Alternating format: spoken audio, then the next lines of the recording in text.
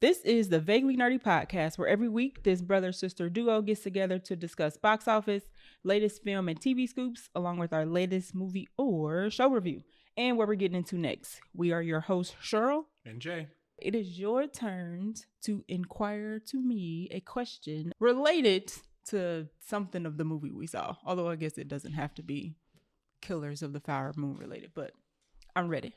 This actor expressed interest in directing a film adaptation of Killers of the Flower Moon prior to Martin Scorsese coming aboard as the director. Oh, really? Now you're going to have to narrow this down. It's a legendary actor. Okay. Still around. White or black? White. Been around for a very long time. It's a male. Mm-hmm. They've also... Have they worked with Martin Scorsese before? I don't think so. Oh, okay. It is an actor who has played a superhero before. Okay. One of the most popular superheroes. That's all I'm going to give you. Ben Affleck. No. Okay. Close. Christian Bale?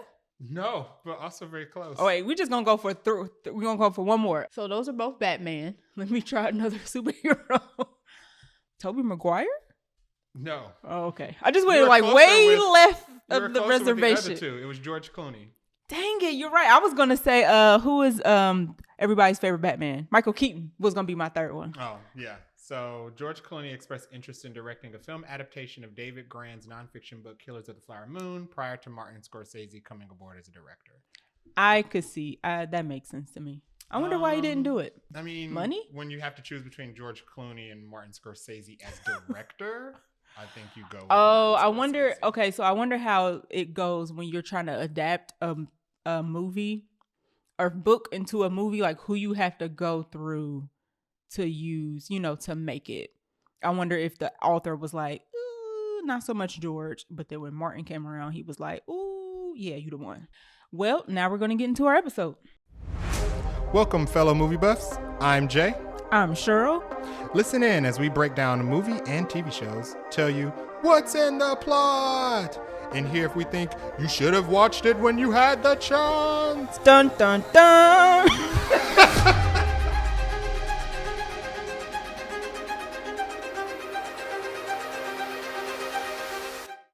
Okay, so it was another semi-light week for news. We're still waiting to hear back. We, as in the entire world, is waiting to hear about the actor strike. They are still talking. They're actually talking over the weekend, which feels like a good sign. But no news there. They're still in talks. No deal has been made. But in the movie space, there have been news about movie delays. We got one whole trailer this week. A reboot of an old show that I think is older than the both of us, potentially. Mm-hmm. And then there's a movie that came out this weekend that is dominating the box office. And I, for the life of me, cannot understand why. So we're going to talk about that because we're a movie podcast. We're going to talk about movie news. And even though neither one of us have seen this movie yet, we're going to talk about how it's literally smashing it at the box office. So, okay. So first, movie delay. These kind of all came out around the same time. But the first thing is Mission Impossible Dead Reckoning Part 2. Mm-hmm. Got delayed a whole year from May 2024 to May 2025. What are we thinking about that? Good decision? Bad decision? Nobody's going to remember this decision next year? I think it's a bad decision. Mostly because Mission Impossible Dead Reckoning Part 1 didn't make that big of an impact. Yeah. Because of the release date that it chose. So, reminder, Mission Impossible Dead Reckoning Part 1 came out the weekend before, I think it was exactly the weekend before Barbenheimer. So, it literally came out and went, and nobody thought about it. And I think box office wise, it wasn't a super success either, if I'm not mistaken. Like, there are movies that you can push back a year and it does nothing but build up anticipation for the movie because people are really like an Avengers movie. You or can push a DC an Avengers movie back a year and people won't lose. Which is what they did with Avengers. Yeah, actually. People won't lose interest in seeing the movie because it's an Avengers movie and there's expectation with it. Pushing a Mission Impossible movie back, expectations for Mission Impossible movies aren't high anyway. So I think you just made it so that it's easier to not worry about this movie. Yeah, but did you also see that they're not going to call it Dead Reckoning Part 2? Like, they're going to drop the tagline, and they didn't say what it's going to be, But that's gonna be weird because you'll have all the Mission Impossibles. Then you'll have Mission Impossible Dead Reckoning Part 1. And then you'll have Mission Impossible Escape to No Man's Land or whatever they decide to call it. And it's like, that's kind of weird, y'all. Because you're gonna need to see both movies to get the whole picture. Does this mean it's gonna be rewritten? Because it's pushed back a year and they're dropping the tagline? But what about the bad guy? Are we just going to be like... They can keep the bad guy, but rewrite the plot, I guess? They have a year to think about it. Actually, a year and a half, because it's only October I don't think it's a good decision because a franchise... I feel like a franchise can be out of sight because a franchise can have a movie that hasn't come out in a while, but you don't want the franchise to be out of mind. Correct. You want people to always think about it. And the last one was good. The last one was pretty good. So I don't know. It's also going to be, I saw another tweet that this movie and another Marvel movie is coming out at the same time. Fantastic Four is also coming out in May of 2025. Yeah, and that's another example of a movie that you can push back a year and you're hype right. for Fantastic Four won't drop down. But why would you want to be in the same month as a Marvel movie? And because I don't think Mission Impossible has any more surprises left. Like we know all the characters in it. We know all the stars that are in it because it's a continuation. Yeah. Pushing it back a year just means that you've given everybody a year to not think about this movie at all. Right. And you're not giving people incentive to go see the last one. After ending the last one on a cliffhanger. Correct. Yeah. So after ending the last one on a cliffhanger, that was medium. It was a better cliffhanger, as we said, than like Fast X. Yeah, on a medium cliffhanger, you've now given everybody permission to not think about this movie for a whole year. You're right. And not worry about it. Because I don't think they've even started filming this yet, if I'm not mistaken. I did see that Tom Cruise did secure a deal to get, I think it was an exclusive IMAX deal for for like 8 weeks or something. He learned. He was like, y'all not about to box me out of IMAX this time. But however, if Fantastic Four is coming out the same month, how's that gonna work? It's not, and I think Tom Cruise is poorly. Are you really think theaters are gonna tell Marvel, or Disney, we can't show Fantastic Four on IMAX because we need to show the next Mission Impossible movie? I think Tom Cruise has a very big misconception of what IMAX theaters are for, and they're not for Mission Impossible movies. No, you don't need to see it on the IMAX. Even in the last Mission Impossible, there was no visual spectacle. No, and even like I said, even the stunt that they kept playing over and over about him jumping off the cliff with the motorcycle. I actually didn't think that was the best action scene of the whole movie. It wasn't. That scene wasn't better than him in one of the last Mission Impossibles where he was in Dubai on the climbing on the world's biggest skyscraper. Oh, yes. I don't know if that was the last one or one before last. That one had more tension and was just better shot than the motorcycle jump. I think they showed it too much. I think after you got into the theater, you're like, oh, it's the scene they've been playing out. And you're like, oh, I've seen it 5 times. It wasn't even as thrilling as the one opening where he's like hanging outside of the plane while it's taking off. Mm-hmm. He's like holding on with no strap. He's just holding on to the side of the plane with his bare hands. They oversold that scene. So when you got to the movie, you were like, I've seen this. So it didn't need IMAX.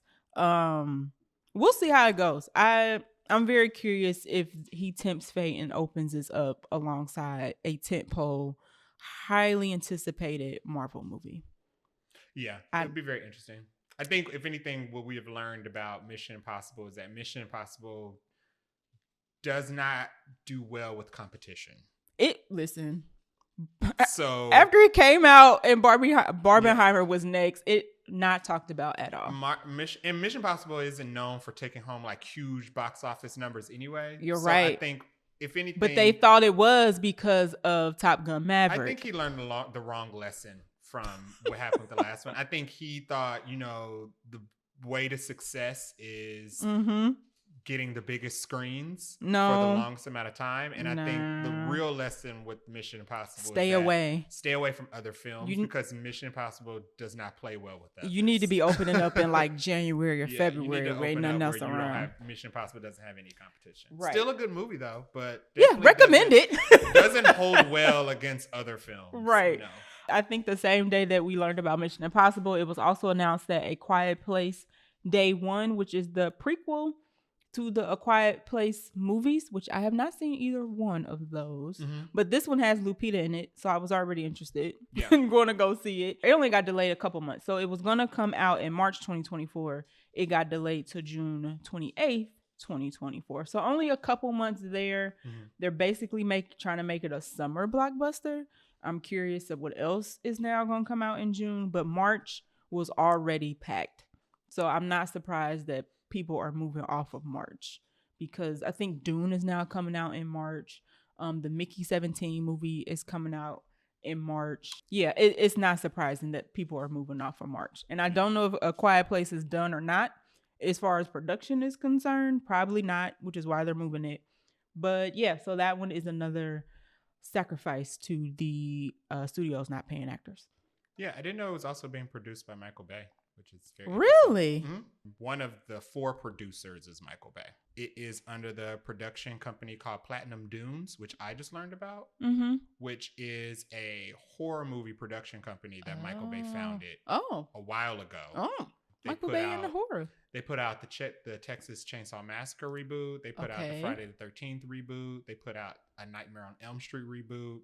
They put out The Purge. Oh, Purge is popular. And The First Quiet Place. So yeah. Oh, okay. So okay, Michael Bay has a foot in the horror space as well. Interesting. Now I'm a little even more interested in how this movie turns out, but we won't know until next June. So another movie that got delayed is, and one I haven't really been keeping much tabs on, probably because I wasn't a huge fan of this movie as a kid, is the live action Snow White, which is starring Rachel Zegler, who is going to be in the upcoming Hunger Games prequel movie. That also got delayed a whole year, from March 2024 to March 2025. This movie hasn't been getting a lot of love from the stills and all that jazz. It doesn't look good. The dwarves, if I'm not mistaken, are all CGI'd and not human. Yeah, I'm looking at a picture of the dwarves now, and they're all mocap, but with heavy CGI so over like them to Smeagol. make them look like fantasy dwarves. Smeagol Gollum situation. Yeah, they don't look like hobbits. Well, they look like hobbits. They look like CGI hobbits with really big faces, really big facial features, like big noses and big cheeks and big bellies. You know, it's gonna be weird to see the dwarves in live action, because at cartoons they're kind of like not as I don't know, realistic. The reason the movie looks, the stills of the movie look bad, and I think it's because they went too accurate. Okay. And if you look at if you like Google live action Snow White, I'm looking at the pictures. Images, it's too accurate to the original animated movie. Like, she's wearing the same exact dress and costume. Exactly the same. The bob is terrible. I don't like the little hook that's kind of, her hair kind of like. Yeah. Like, you know, you get that bob and you curl it too tight. That's too accurate. It's like too accurate to the animated movie. You're right. Her hair doesn't look very, I mean, this movie looks it's a fairy tale, but it doesn't look realistic. You know what it looks like? It looks like cosplay. It does. And there's a difference between cosplay and like live adaptation costuming. And this looks like cosplay. Oh, you right. Yeah, so. It looks kind of like this picture. If you Google the image, the same day they announced that it got delayed, they released a new image. It looks kind of dark. Like, it doesn't look very lively and, you know. Yeah, and there aren't many stills to go off of. You're right. So I know Peter Dinklage is involved. Rachel Zegler stars as Snow White. She's also she's starring in the Hunger Games movie, prequel movie that's coming out. Yep. Gal Gadot, who's Wonder Woman, plays the evil queen. That'll be interesting. So it's got a very interesting cast. The issues I can see right now look like it's from a production side. I wonder if they're just going to redo the whole movie. The CGI dwarves look terrible. Or reshoot half of it. The costuming and the look of Snow White is too accurate. It's too on the nose. For realism.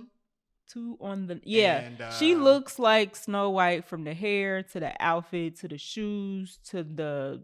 It's like Party City. Oh, yeah. This is like what would come in like a costume package that you bought. It almost reminds me of when we were talking about The Mask and Totally Killer. And I was like, it looked like it come from Party City. Yeah. Like, and that's not a compliment, I should say. So hopefully they're taking an extra year to make different choices.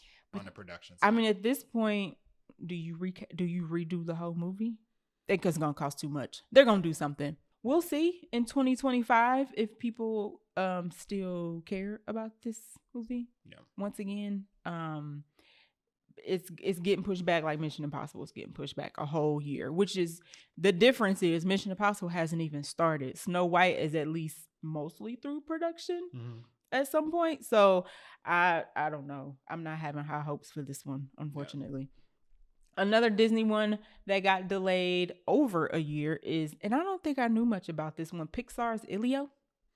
Yeah, that is a movie about a boy who gets abducted by aliens. Okay. And is taken to like a intergalactic council full of other races who they mistake him as like the ambassador of Earth. You got that exactly right. Elio finds himself transported across a galaxy and is mistaken for an intergalactic ambassador of planet Earth. I don't know why, but I mean, it's a Pixar movie, so it doesn't have to have very deep plot. Right. I mean, it's kids. It's kids here. I haven't seen anything about this movie. It keeps getting talked about over and over and over again as an impending Pixar movie, but they have done no marketing for it. And if it keeps getting delayed further and further into 2025, I can see why. I don't know much about this, but hopefully Pixar needs Elemental was a win. I would like Pixar to continue to have wins after wins after wins. So we'll see what's going on with Elio in a year and a half from now. But Disney obviously was not willing to take that risk of it coming out next year because they pushed it back. Yeah. All right. And another, it doesn't sound like it's Disney, but it is Disney because Disney bought Searchlight. Magazine Dreams, which stars Jonathan Majors, which has already been shown at Sundance earlier this year or maybe late last year.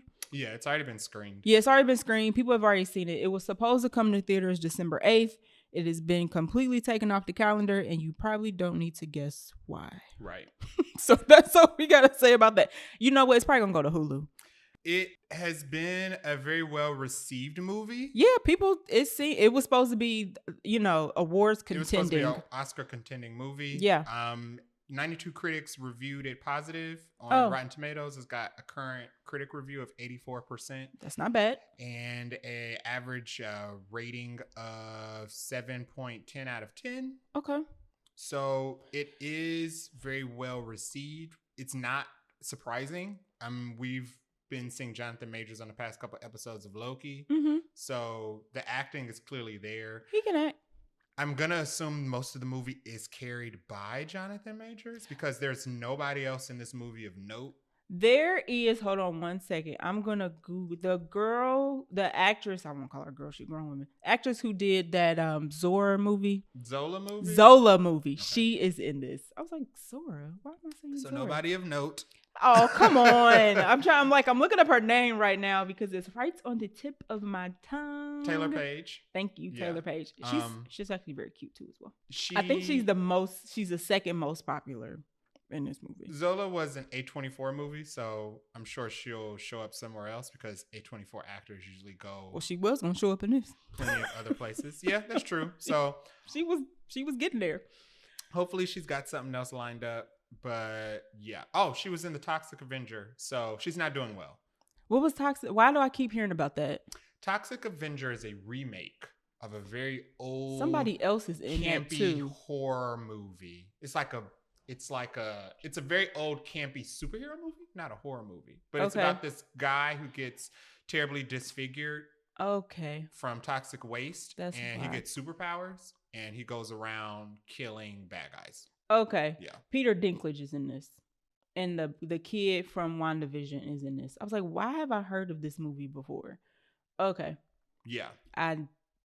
It seemed like it came and went because it doesn't have great. Well, the first movie wasn't good and it wasn't received well. So I think they tried to cash in on the camp of it. This is the movie where Elijah Wood looks really creepy.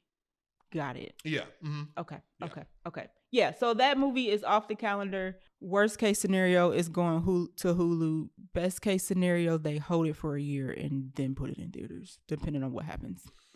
I don't know. I feel like they're going to hold it until they can release it in theaters because you think so? It was produced and received as an Oscar-winning movie. It's got the reviews. Given what's going on right now? I mean, that's why I say I think they're going to hold you it think until they can. Okay. Until they know that they can't release it in theaters, they're going to hold it until they can't release it. That I agree with because that. It's got all of the acclaim. Right. It's checked all the boxes on paper for an Oscar contending movie. Even though it probably won't. Not now, probably not. Now. Right. But so we'll see. They're going to at least try to go for it. Right. I was curious of seeing it, but who knows? Yeah. The only trailer we got this week, or only trailer I think we were both interested in this week, was Leave the World Behind. That is the movie we have talked about previously that stars Julia Roberts, Ethan Hawke, Mahershala Ali, and Kevin Bacon. Did you watch this one? I did, but I don't remember any of it. So basically, it gives more context to the setup. So Mahershala Ali and the young lady that's in the trailer that I thought was Mahershala Ali's wife is actually his daughter. Mm-hmm. But now that I look at it again, I'm like, okay, she does look a bit younger than him. It looks like Julia Roberts and Ethan Hawke go on some getaway vacation to an Airbnb, and then Mahershala Ali and his daughter show back up saying this is their house, as if they were the ones who rented out the Airbnb. There seems to be some distrust between the two parties. Like, they all stay there together. Mm-hmm. I guess Julia Roberts and Ethan Hawke are like, we paid for this, so we're not leaving. Not real clear. But then, as we've said before, it seems like there's some sort of technology, AI takeover. It seems like Mahershala Ali knows more of what's going on than everybody else. I'm trying to think of anything new. The only reason why I think something alien is involved, because in one particular scene, it looks like something of blood is coming from the sky. Mm-hmm. But other than that, it's pretty much the same. The Teslas, you mentioned the Teslas kind of all being stopped on a road.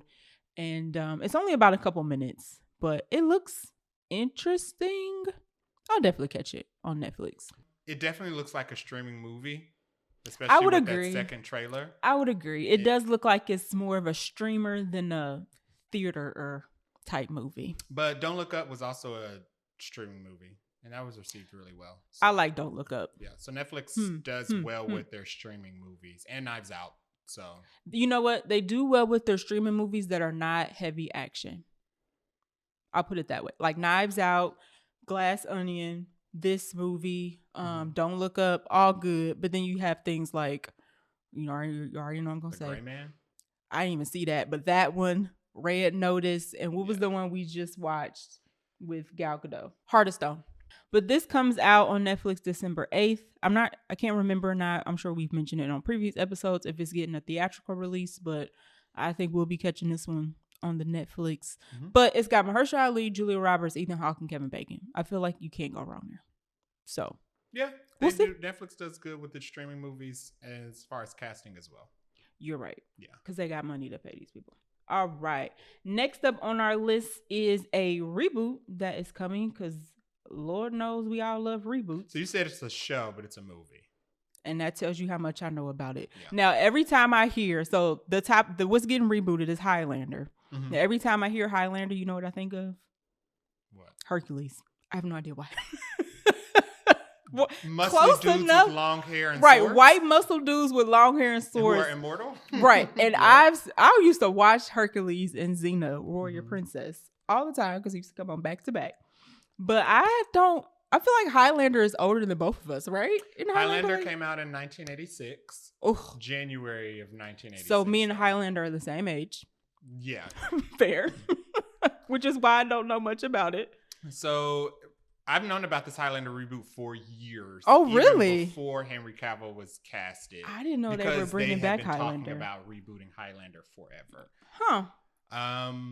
So yeah, they're rebooting Highlander. No release date yet. Currently, Henry Cavill is set to star as the main character. I don't know if he's going to be playing the same character. He got to be Highlander. Well, I mean, he's going to be Highlander. But so the whole story of Highlander is that they are knights. Mm-hmm. They're swordsmen that are immortal. They can't die unless you chop their head off. So he's Hercules. Well, no, because they're not gods. They're just like immortal. They just don't die. They're just humans who are immortal. Okay. That's it. I'm Originally, looking it up now. the original movie starred Christopher Lambert. Yep, you're correct. And he was not the only character. Sean Connery. Yep. Sean Connery trained him. Mm-hmm. You are correct. You are correct. To be Highlander. And there can only be one. And Sean Connery was an Egyptian immortal. That's very interesting that he was Egyptian.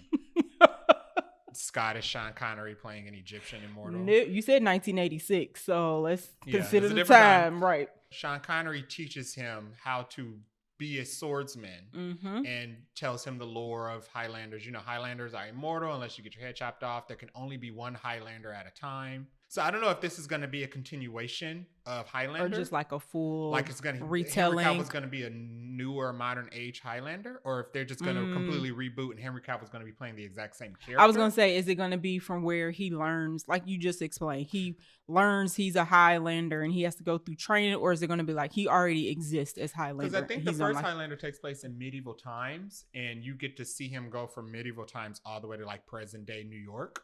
Okay. Well, present day 80s New York. 1986 New York. And you get to see that how he's lived his life, you know, lonely with no love and no family and blah, blah, blah, because everybody, he's immortal and everybody he knows dies. It's kind of like Wonder Woman a little bit. Okay. So I'm very interested in how this movie's going to turn out. I think it's going to be successful. One, because Henry Cavill is going to star in it. He's perfect for the role. This is basically just him playing The Witcher. Hello. It is literally him playing Superman and The Witcher. Instead of a white wig, combined. It's going to be a black wig. He's going to have a sword. He's going to have the physique. He's got all the pieces and parts. I think the Highlander character is very Geralt of Rivia-esque, so it's going to be the same type of character. It's literally The Witcher. I don't think there's magic. I do think there's magic in Highlander. I don't think there's like otherworldly creatures in the original Highlander, but I mean, they can change it up. They can change that up to make it more interesting here. What?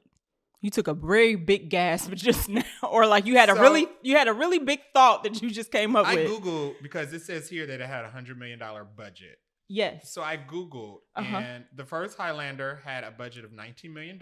Ooh, that's going to be somebody. That's literally the actor's salary right there. Right. So it had a budget of $19 million, had a box office of $12.8 million. It was a critical box office bomb. And it had extremely negative reviews because Highlander was not a good movie. I was going to say, the fact that I knew the term Highlander but didn't know what it was just lets me know that it hasn't permeated through space. It says here for me to know what it is. It says here that it's a cult classic, which okay, I can see. Sure. Highlander has it probably has a fandom of some sort. It has a fandom because of the lore. What I described to you is a very interesting sounding movie about an immortal swordsman who sounds cool. Doesn't die, and you get to see him live through all these different. He has an Egyptian immortal master played by Sean Connery. But I don't think it was written well. I don't think it was a very well shot movie. I mean, not if a box office didn't meet the budget. So I think this is going to be, we're now in modern movie making. I think this is going to be a success because it has Henry Cavill on it, because the budget is so minimal. But do you see who's directing it? Chad Stahelski, which is good. If you guys don't know who that is, he directed all 4 John Wick movies. So I think if you put Henry Cavill, Chad, and I'm sure the supporting cast is going to be equally as up to standard. You're right. It'll probably do good. I have one singular request. That they don't put it against any other movie that's going to eat it at the box office? No. Oh. The villain of Highlander was Clancy Brown. Ooh. Now, who you going to get to play Clancy? Now, okay, so y'all are probably like, who is Clancy Brown? Clancy Brown. So I most remember Clancy Brown from Shawshank Redemption. He was one of the guards in Shaw. He was one of the captains. Oh, yes. But he's been in a bunch of other stuff. Like he was John Wick in John Wick 4 as the one guy who was the main guy who was giving all the rules. I liked him in that. What was another movie I just saw? I was like, oh, yeah, that was him. Okay, cut that out because now I remember. Okay, so my only request is that they bring him back as a cameo. Yeah. I mean, he can't be in the movie. That'll be a callback. new Highlander playing the same character because he dies unless they resurrect him again. But they have to have him as a cameo because he's still living. He is. He's still great. He's still acting. He's still living. He's still acting. He's still great and stuff. And Sean Connery is dead, so you can't bring back Sean Connery. He is. But I think Clancy Brown would still be a great fit for a Highlander movie. Correct. Absolutely. And he's already worked with Chastahowsky because he was in the last John Wick as the Harbinger. So. Yeah. He's got that look. He's got his own. I was about to say he got the look, and he has a voice where you're like, he either about to tear something up, or he means business. He mean business, or he's just a really good guy. It depends. You got to wait until the characters start talking. So yeah, that I didn't know that this was in the thought process for so long. Yeah, it's kind of like The Crow. The Crow has been talked about getting rebooted forever. They just haven't done it. It's kind of the same here. Interesting. Yeah. It sounds interesting from what we know about it so far. I think the fact that the John Wick director is directing it is probably my biggest draw, honestly. Yeah. I like Henry Cavill, but John Wick, that last one, top notch. Great. All right. So our last bit of news is about a horror movie. So it's called Five Nights at Freddy's. And me and Jay were having this conversation yesterday because I thought I had known about what this movie was, and then you explained it and said that it was a mobile game, like a on your phone game. And then I was like, no, I actually have no idea what this is about. So Fridays, Five Nights at Freddy's was a mobile game that came out a long time ago, maybe like 6-7 years ago. I had no idea. And it was popular because you play the game. There's 5 rounds. Each round is a night. And you play a security guard who works at a closed down Chuck E. Cheese. Creepy looking Chuck E. Cheese type from what I can tell. With these like animatronic robots. Freaky looking animatronics. That was closed down because kids started dying. Because the animatronics, I think, were eating the kids. So the whole mobile game is you flipping between security cameras and checking the door to the security room to make sure, to try to catch the animatronics moving through the halls because they're making their way to you. Oh, that explains a little clip I saw of what looked like a ghost animatronic running down the hallway. Yeah. The whole game is you're flipping through security screens, and on some of the screens you can see the animatronics move, and they're running down hallways. Okay, but they're running towards you. Okay, to come get you. They're getting closer and closer towards you. It sounds terrifying. So you have to survive all 5 rounds, which is the 5 nights. And now, if you don't, there's a jump scare where one of the animatronics jumps out and kills you. And that's how you know you didn't make it. How you know you lost the game. Okay. Now I've only seen or maybe you might have seen more like watching TV and stuff. But in all the movies that we've gone to see, I think I've only seen a trailer for this once. And as you know, it just came out this weekend. So it's a Halloween weekend movie. It's PG-13. I did not realize that this movie was so gosh darn popular because let's just run through the numbers real quick. Yeah. It's estimated to earn $78 million domestically at the box office. That would make it the biggest horror movie opening ever. Like, ever. Yeah. Considering how many horror movies that have ever existed, this might be the biggest. It is estimated to have 130 million opening worldwide, which I believe is bigger than Barbie. If I'm not mistaken. I think Barbie might have been 116-ish. You might have to fact check me on that. The budget, however, $20 million. That's it. Now, Hollywood loves horror because horror is cheap to make. They have already made almost triple their budget domestically. Some other crazy stats for this opening weekend. Biggest domestic opening for a video game beating Mario. And we already know how big Mario was. That was maybe the first $1 billion movie this year. Something like that. Anyway, Mario made $1 billion. It's currently the biggest Halloween opening ever. And just to add some more stats to it, it has an A- cinema score. And if you know how the grading scale works, that is pretty high. Yeah. But the critic score on Rotten Tomatoes is a whopping 26%. Yeah. And the audience score is 89%. So audience loved it.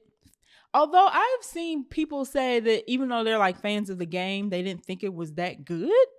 The movie or the game? The movie. They're saying it wasn't scary enough.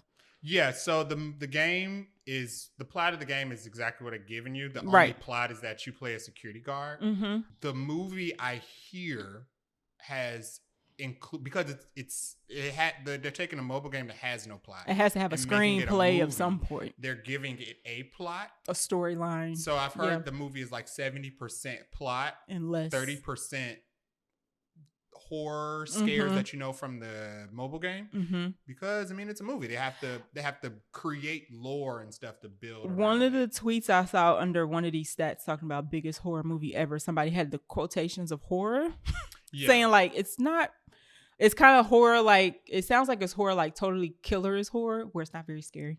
Yeah, I mean, Five Nights at Freddy's it looks like it's supposed to be like horror comedy, right? And it's only PG-13, probably because it's trying to appeal to all that age group that grew up with this game and obviously loves this game enough to make all this money at the box office. Because I think the game is like for young adults. Okay, so, that makes sense. The contrast of the 26% versus the 89% is almost comical, because clearly it's not critically a good movie, but audiences don't give a crap because they gave it an A- and it's at 89%. Usually you would see something, if something has like a 26% critics, the audience score might be like 70, maybe even like 50, but 89, that's pretty high. The other crazy part about the fact that this movie is making so much money at the box office is that it also came out on Paramount Plus. You can literally go watch this movie right now on Paramount Plus and don't have to go to the movies at all. So you have a whole fandom that said, forget sitting at home and watching this. I want to go with my friends, my peoples, and have a movie event at the theaters for this movie. I know industry experts are like, now how can we recreate this for every other movie? Because that's crazy. Yeah, so some facts about Five Nights at Freddy's that might make it a little more clear as to why it's so successful. Five Nights at Freddy's has 9 games. It's a 9-game series. The first game came out in 2014. All mobile though, right? Like you can't play this on PlayStation or anything like that? I think it's been ported to console so it's more available to everybody else. But the first game came out in 2014. It's had 8 sequels since the first game. So almost which one are every all year. Continuations of either the same game or spin-offs with new different levels or something. I think every game they add a new animatronic, a new boss or whatever. The animatronics look creepy. I mean, they properly creepy looking, so I'll give them that. They're like bears on drugs. In 2015, YouTube reported that playthroughs of Five Nights at Freddy's series were the platform's 8th most watched playthroughs in history. That is outrageous. So this is people going on YouTube to watch other people play this game. Yeah, because the whole point of the game was the jump scares. So people like to watch reactions of people playing the game live and being scared through playing the game. It's how you can play it without playing it. Yeah, it's kind of the same. Developing a fan base on YouTube is kind of the same as the Among Us mobile game that came out over COVID. Over the pandemic. Among Us was extremely popular. Everybody had to stay at home, but you could play online with other friends. Now, for Five Nights at Freddy's, is it just one player or is it multiple player? Five Nights at Freddy's is one player. Interesting. Okay. But I think because it built up a fan base off of YouTube, specifically really popular YouTube gamers, content creators and gamers playing it live and interacting with people is how it got so far widespread and attracted so many fans. So I think all of those fans mobilized. Loved watching this weekend. Like there were probably people like, we watched people play this game for hours online for years, and now we're going to see a movie about it all together as one. And we've watched YouTube live streams where you have 2,000 people. Watching a stream at a time. So if you take that's talking, not even playing a game. That's somebody talking about movie stuff. And that's not even playing a game. That's somebody talking about movie stuff. So the people are there to go see this film because they already had an interest in it. I mean, I guess so crazy. 2014 means that this has built up a fan base over 10 years. Almost, pretty much. Because we're entering 2024 now. So this is 10 years worth of a decade buildup, right? Yeah, hype to make this movie so successful. So I think that's good. They've convinced me to watch it on streaming. Jay said he gonna watch it tonight. So next episode, you got to come back and tell us how the movie actually was. I'm absolutely from your perspective of somebody who hasn't played the game, but you know a little bit about it, and you have bought into the hype. It worked. Yeah, I knew about Five Nights at Freddy's before. I always thought it was. I'm 100% against all mobile games. I think mobile gaming is ruining the video game industry. The fact that you said it was started out as mobile only, I was like, wait, this is not even like a Final Fantasy type situation, but I think or Mortal Kombat. I'm against all mobile games because of the whole microtransaction thing. Oh, and I think it's ruining games in general. Because they're carrying it over into the console games. But Five Nights at Freddy's has always been free. Oh, you really? don't have to pay to add anything to it. No wonder everybody named son is playing this. Five Nights at Freddy's has always has been free with like no microtransactions. Oh, so you can just play it. You know what? I hope studios take a lesson from this of like, you need to build things up. You can't just have a IP, slap some junk on it and push it out in 2 years. Like, this is a 10-year build up to this movie being like, critics may hate it, but it's making the dough. Another sidebar, another video game movie that has a huge fan base that is coming out to movie theaters. Metal Gear Solid. Oh yeah. Now I would watch that. Which is starring Oscar Isaac as Snake. I'm listen, I'm done. You ain't gotta say nothing else. What made me think of you the other day is they just released re-released HD updated versions of all of the Metal Gear Solid games. Oh, I would as one master collection on PlayStation. How many hours is that? So 1,000? Because it's all of the like PlayStation 1 games. They updated all the graphics. Interesting. So it looks more modern and more realistic, and plays the exact same though. I think I heard that they made no gameplay changes. Interesting. One of my first video games ever was Metal Gear Solid. Yeah, so you can play them all on PlayStation with like more improved modern day graphics and stuff. Interesting. Now. That's so fun. I think it's like $20 and you get like 5 games. Wow. And you play them all continuously. Metal Gear Solid, I have fond memories because it was one of my first video games. It was way too complex for me back then, but I did enjoy seeing it rebirth and be rebooted and continue on. It still gets made. I think it's just very interesting that they've been making video game movies forever and haven't done a Metal Gear. Trying to make them successful. It's hard, and it's been awful forever. It's not good. Since Mario, even though Mario was not a good movie. Again, another critics hated it, but audience loved it, and it made $1 billion. Most audiences loved it, but it was just strange because a lot of people who went to see the movie Mario. Now we're talking about a lot of people who went to see Mario and said they liked it. Also said that it wasn't a good movie. Because it didn't have plot. It was very much right because it didn't have a plot. It was literally like, you go here, he goes there, he does this, he does like you playing the game. Yeah, and it's also funny because Mario made $1 billion. It was like the highest grossing video game movie of all time, and the main complaint was that it had zero plot. And Five Nights at Freddy's has the biggest video game opening of all time and horror movie opening of all time. And the complaint is that it has too much plot. They can't get the balance right. Maybe they'll find a balance in Metal Gear Solid will be the one where they finally mesh. I think Metal Gear Solid will do really well because Metal Gear Solid has always had plot.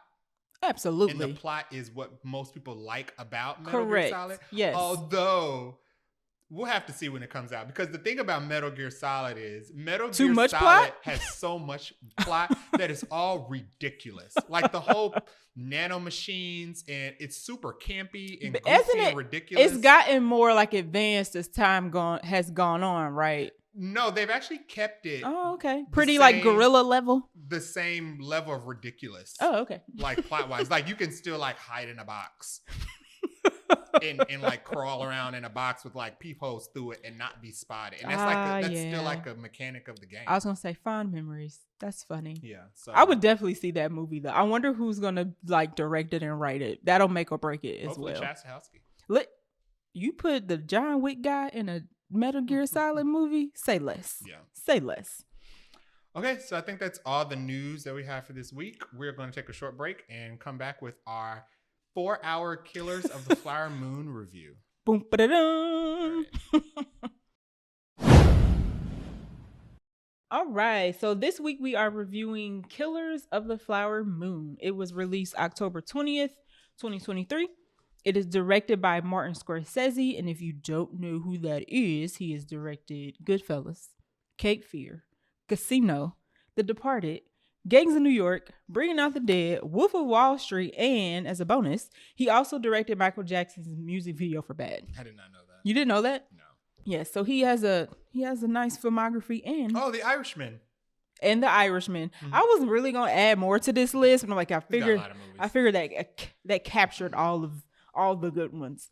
It stars Leonardo DiCaprio, Robert De Niro, Lily Gladstone, Jesse Plemons, and Fraser for about a minute and 39 seconds. This is Leonardo.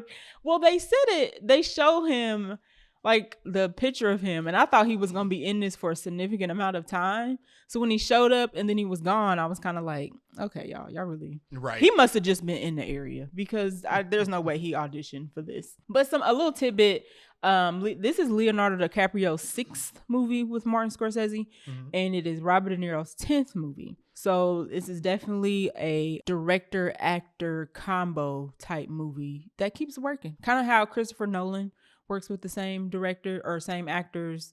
Quentin Tarantino does that. Spike Lee does that. Yeah. Kind of the same thing here. Robert De Niro has worked with Martin Scorsese the most at 10. I think between Leo and Robert De Niro is Martin Scorsese's mother. She is, I think hers is like 8 or 9 appearances in his movie. Runtime of 3 whole hours and 26 whole minutes. Mm-hmm. And if you add in the 20 minutes of trailers, we were probably there for about 4 hours. Yeah, so the movie, I timed it. Okay. Our theater started playing trailers at 7:30. Mm-hmm. The film started at 7:58. Okay. So it's about pretty 30 much minutes of previews. 30 minutes. 3.5 hours. You're there for about 4 hours. 4. You're parking it for 4 hours. Yeah. Halftime, it's like a part-time job. Exactly. That's exactly what it is. A budget of $200 million. Current box office, I just checked before we started recording. It's currently at $56 million worldwide. That's not surprising. So it's only got about a quarter of its budget back. I wonder if it's going to hit $200 million. I don't think it's going to make its budget back. $200 million. It's only been out a week. So maybe we jump in a gun. But it only goes down from here. $200 million budget. Yes. Times 2 for marketing. So $400 million. Well, can you times it by 2 now because there's no promo with the actors and stuff? Yeah, they still had to market the movie. Martin Scorsese's been doing marketing. Yeah. They still have to pay for all of the trailers and TV spots, and they've been doing trailers and TV spots for this movie forever. You know what's interesting about the actor strike is they clearly have put directors to work because the directors didn't have to go on strike. Right. And they have been making them do ads, behind the scenes talks, talk shows, interviews in magazines. Mm-hmm. And somebody going out to promote this. And guess what? It's about to be you. Right. So this budget is, I don't know if I saw $200 million. It's not a blockbuster movie. But no. It came with a blockbuster budget, which is correct. Risky. And it came with a critically acclaimed director and cast. Maybe that's where the money went. I mean, critically acclaimed director, yes. Critically acclaimed cast. 2, at least. So 2 critically acclaimed actors.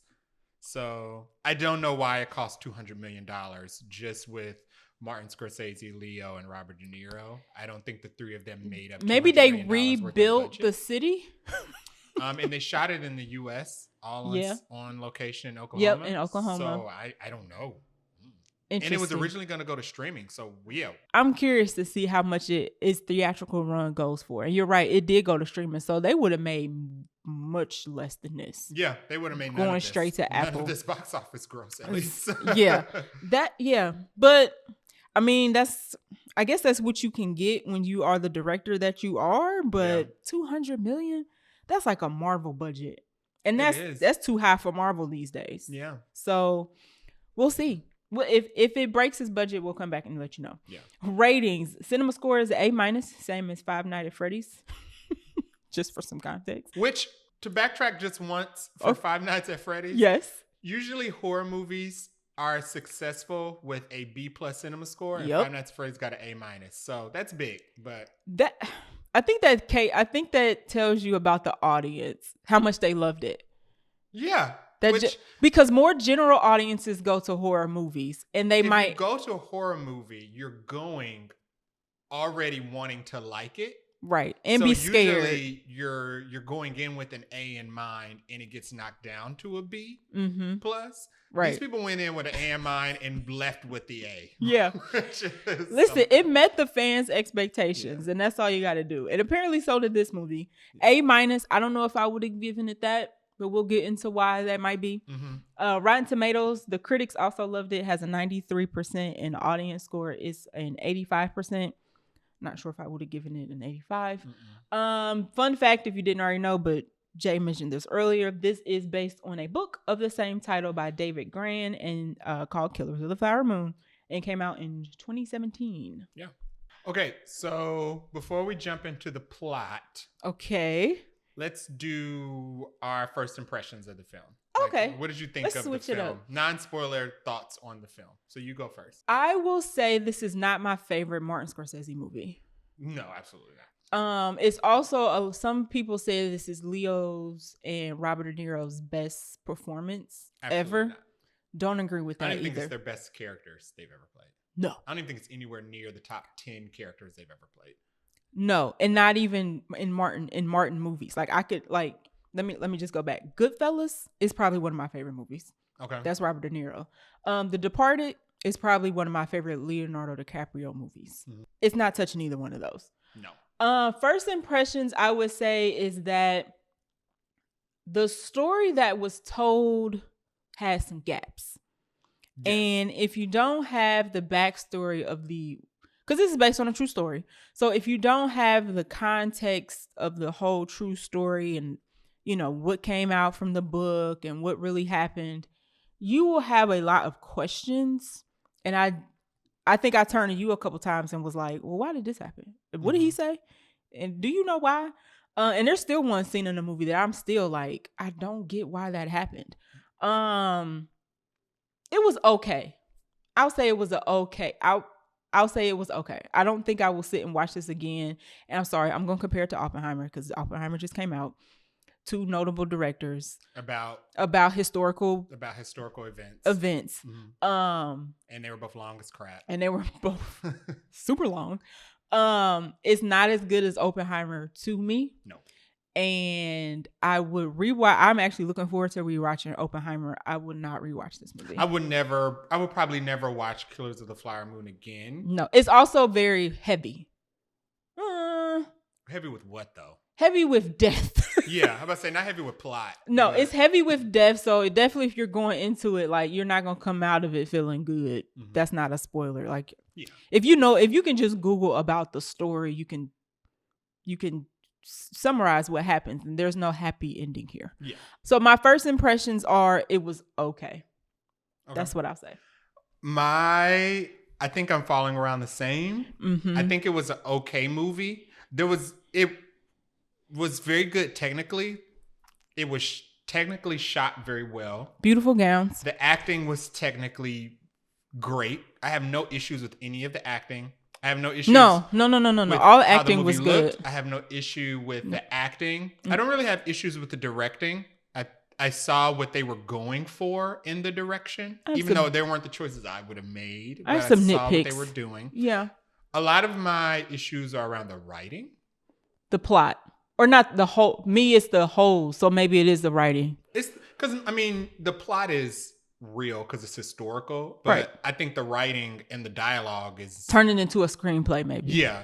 The writing and the stuff that's made up, like the dialogue, and some of the scenes. The stuff that's made up, I have issues with because they either didn't dive into, they didn't answer anything. Right. They just kind of said, like me and you had discussed earlier, the scenes kind of played out like, okay, this is a scene of this person doing this, and this is a scene in the next scene, this person is going to do this, and the next scene, this person is going to do this, and it never says this is why these people are doing these things. Right. This is why I kept leaning over. Like, what did he do? We're just showing you scenes of things happening, and we're not going to explain why these things are happening. We're showing you scenes of characters saying things. We're not going to explain why this character wants to say or do this thing. We're just going to show you a scene of them doing it, and then we're going to move to the next scene. And so my issues were all with like the writing, how it was written. This movie was so long and it had so many gaps, and it was too long to have these gaps. Yeah, it was too long to not. Like, you got us here for 3.5 hours. You should be able to explain everything. The movie was 3.5 hours long, and it showed you 3.5 hours worth of footage and explained none of it. I would not disagree with you. So I don't think I would ever watch this movie again. I do think it was a good movie. I'm conflicted. I don't think it was a bad movie. It's not bad. It's okay. It was a good movie. I don't think my issues aren't with Martin Scorsese or any of the actors. I think I just didn't like the writing. I think it was poorly written.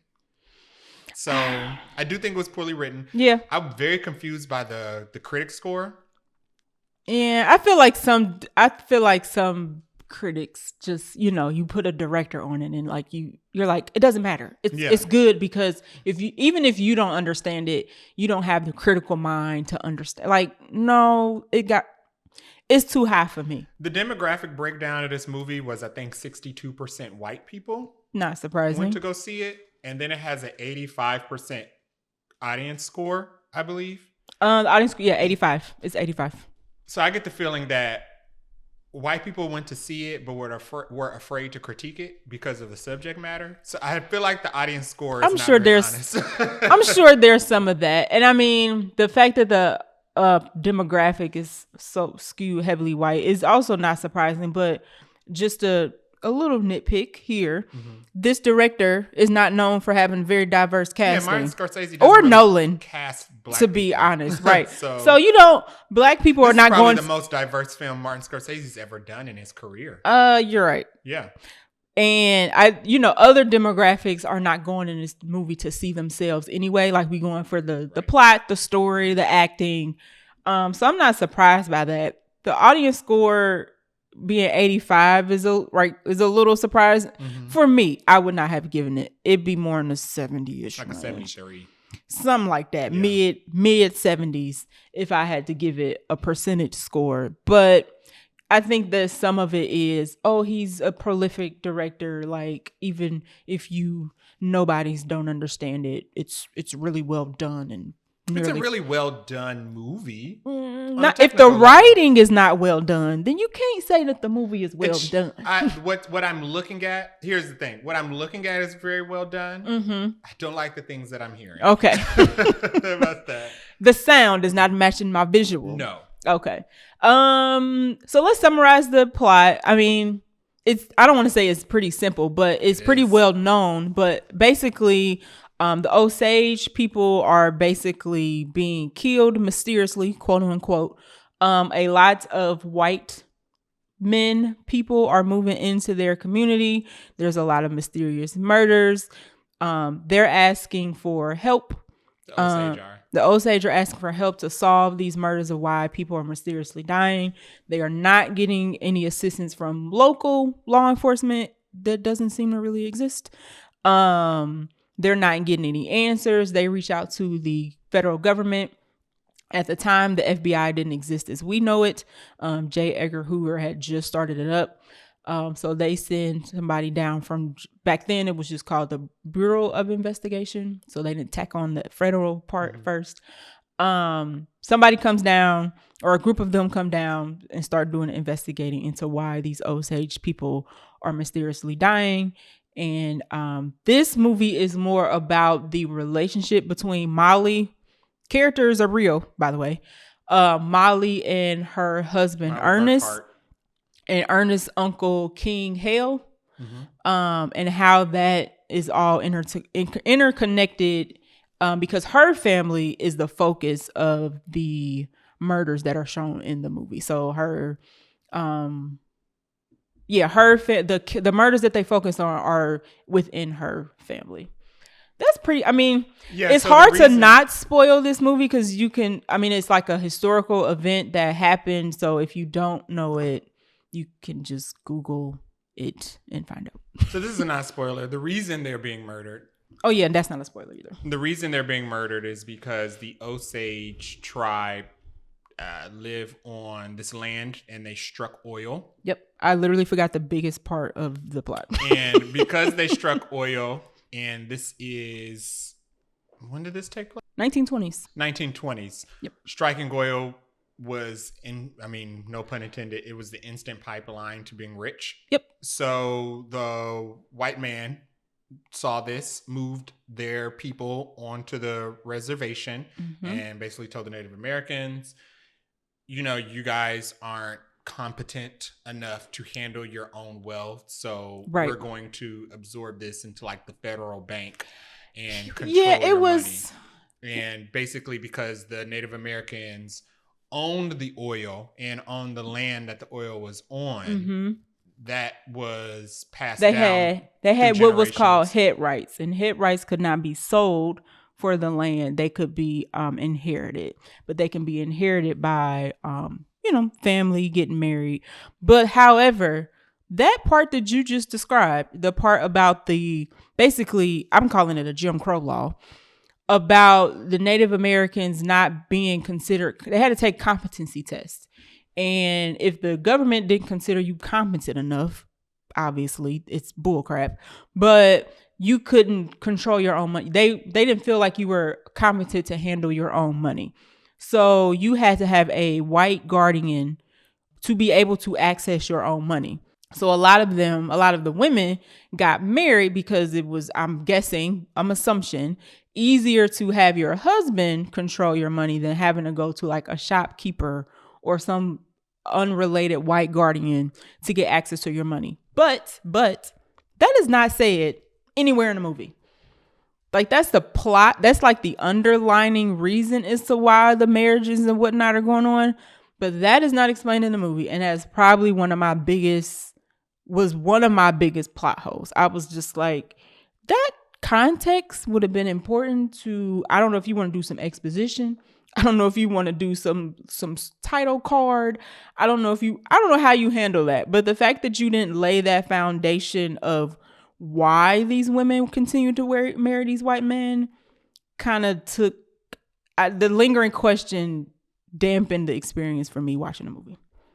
So it takes place in Oklahoma. The story is basically Leonardo DiCaprio comes home from the war. He moves to Oklahoma to live with his uncle, William King Hill, who's played by Robert De Niro. Leonardo DiCaprio's character's name is Ernest Burkhart. He's coming back from World War I. His uncle and his brother. Yep, his brother, older brother. Byron. Basically fill him in on what they've been doing. And the Robert De Niro is like, hey, we've been arranging these marriages with these white guys, with these Native American women who are Osage tribe Native Americans who inherited this land and its oil. Yep. And the plan is to kill them off one by one to get their head rights or their inheritance. Right. And take control of their money so that it all trickles down to us, the white people. Right. And I guess to the film's credit, he doesn't say it blatantly like that. I feel like he was blatant. He jazzes it up. Like, he says it to where he asks Leonardo DiCaprio, oh, do you like women? He calls them red, right? Yeah, he calls them, do you like red women, which is obviously a racial derogatory term. And Leonardo DiCaprio's Ernest is like, oh, I like all types of women and blah, blah, blah. But he doesn't say it outright, but you can clearly tell he's like, you got to be careful around because they don't talk a lot, but they always listening. But, if you get a hold of one you like, they have access to all this. Basically how you describe, but he says it in a little more tactful way. I don't even know how you want to say that. I feel like he was really blatant for me. I think that because Leonardo DiCaprio's character was so stupid.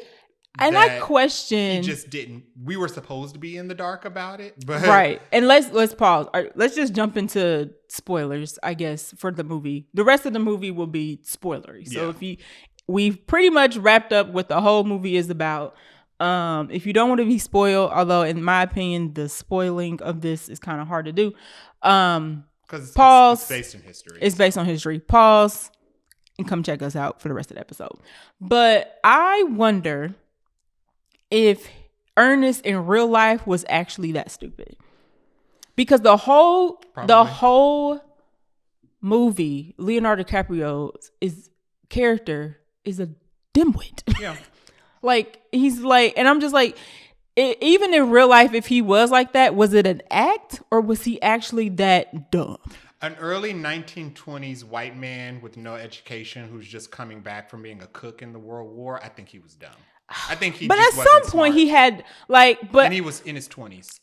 Okay, but you're right. He was in his 20s. Okay, because I was gonna say, at some point he had to smarten up to what was happening and realize he was being used. But maybe he wasn't. Yeah, I think he was. And that kind of takes away some of the, when you portray the character like that, it kind of takes away some of the responsibility, because it's like, oh, he was being controlled, he was a puppet. It's like, I mean, I guess, but what I do think, come on. What I do think is that I do think he was dumb, but I don't think he was as innocent. And I think that Leonardo DiCaprio was directed to play him as like innocent. Yeah. Or like a victim. Leonardo DiCaprio kind of played him like a willing participant in the murders, but a victim of his uncle. I don't think in real life he was a victim of his uncle. I fully believe that the real Ernest was 100% down for killing all these Native American women. I don't think he was. I don't think the real Ernest was conflicted, and that's because the actions don't make sense with the conflict that he's supposed to have about conducting these murders. Yeah, so no, you go first. So essentially, Leonardo DiCaprio marries Molly Burkhart, and they become Ernest and Molly Burkhart. She's a Native American woman. She is a member of the Osage tribe and a member of a specific family that has a lot of land, right? Because of the mom of most of the oil. Was it most? I know. I don't.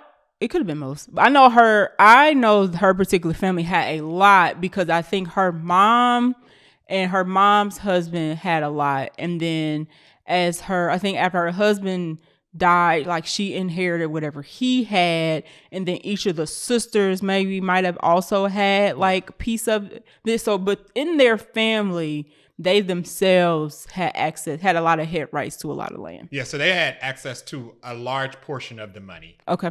And Ernest marries her. Now, we're told that I do believe that Ernest married her because he liked her. Sure. I do believe that he loved her in the beginning. But I don't think it was like, I also think he was dumb. So she could have been any Native American woman that would be willing to have him. Right. He would have married her. Mm-hmm. And she's got 4 sisters. Well, she's got 3 sisters. She's got 3 sisters and her mom. Anna, Rita. Minnie. Yep. Yeah. So Molly's got 3 sisters, Anna, Rita, and Minnie. Mm-hmm. And I really liked all the sisters. I liked all of the sisters. I liked the sisters' relationships with each other. Yes, they had a really good scene in the movie where they were all kikiing amongst each other in their native language. So the white men around them couldn't understand what they were saying. Yeah, so they had like real sibling-like conversations. They all seemed really close. And I think all of the actresses had charisma with each other. I believe that they were all sisters. Yeah. They had that nice. I like that they showed their family bond, even though that scene was maybe less than a minute.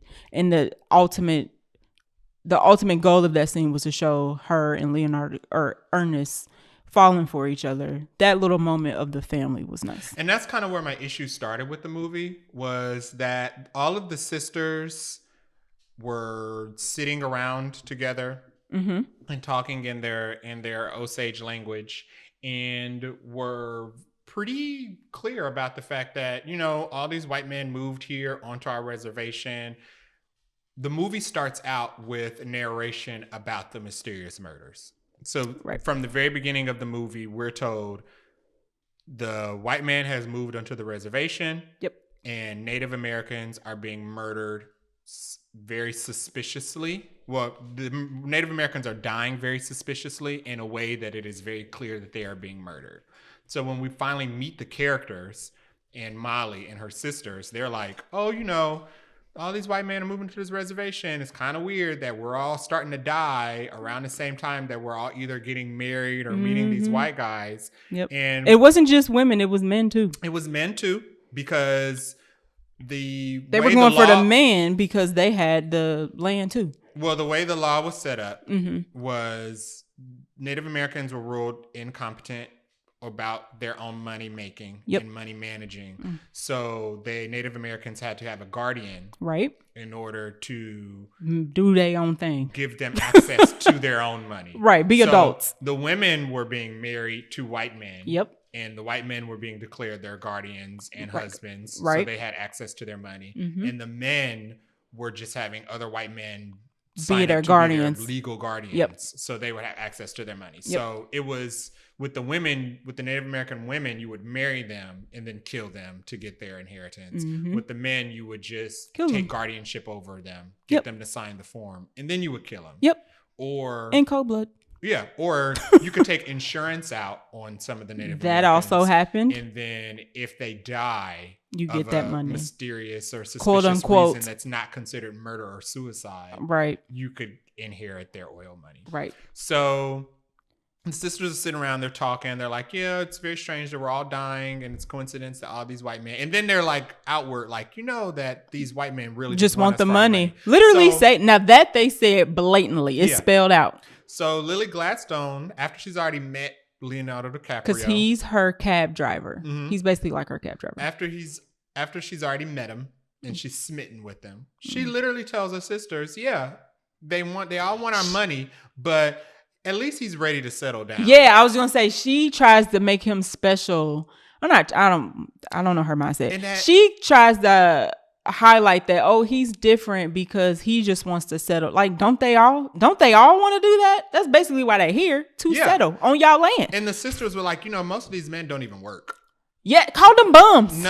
Called them bums. Which was true. They're all bums. All these white men are bums. They don't have jobs. They don't work. They all are literally, we are very aware. The sisters are like, we are all very aware that all of our husbands have married us because we are rich women. Yes, and they highlight that in the movie when it starts because they make the note of the Osage people are like they're basically the royalty of the town because they got the money, they look good, they smell good, they feel good.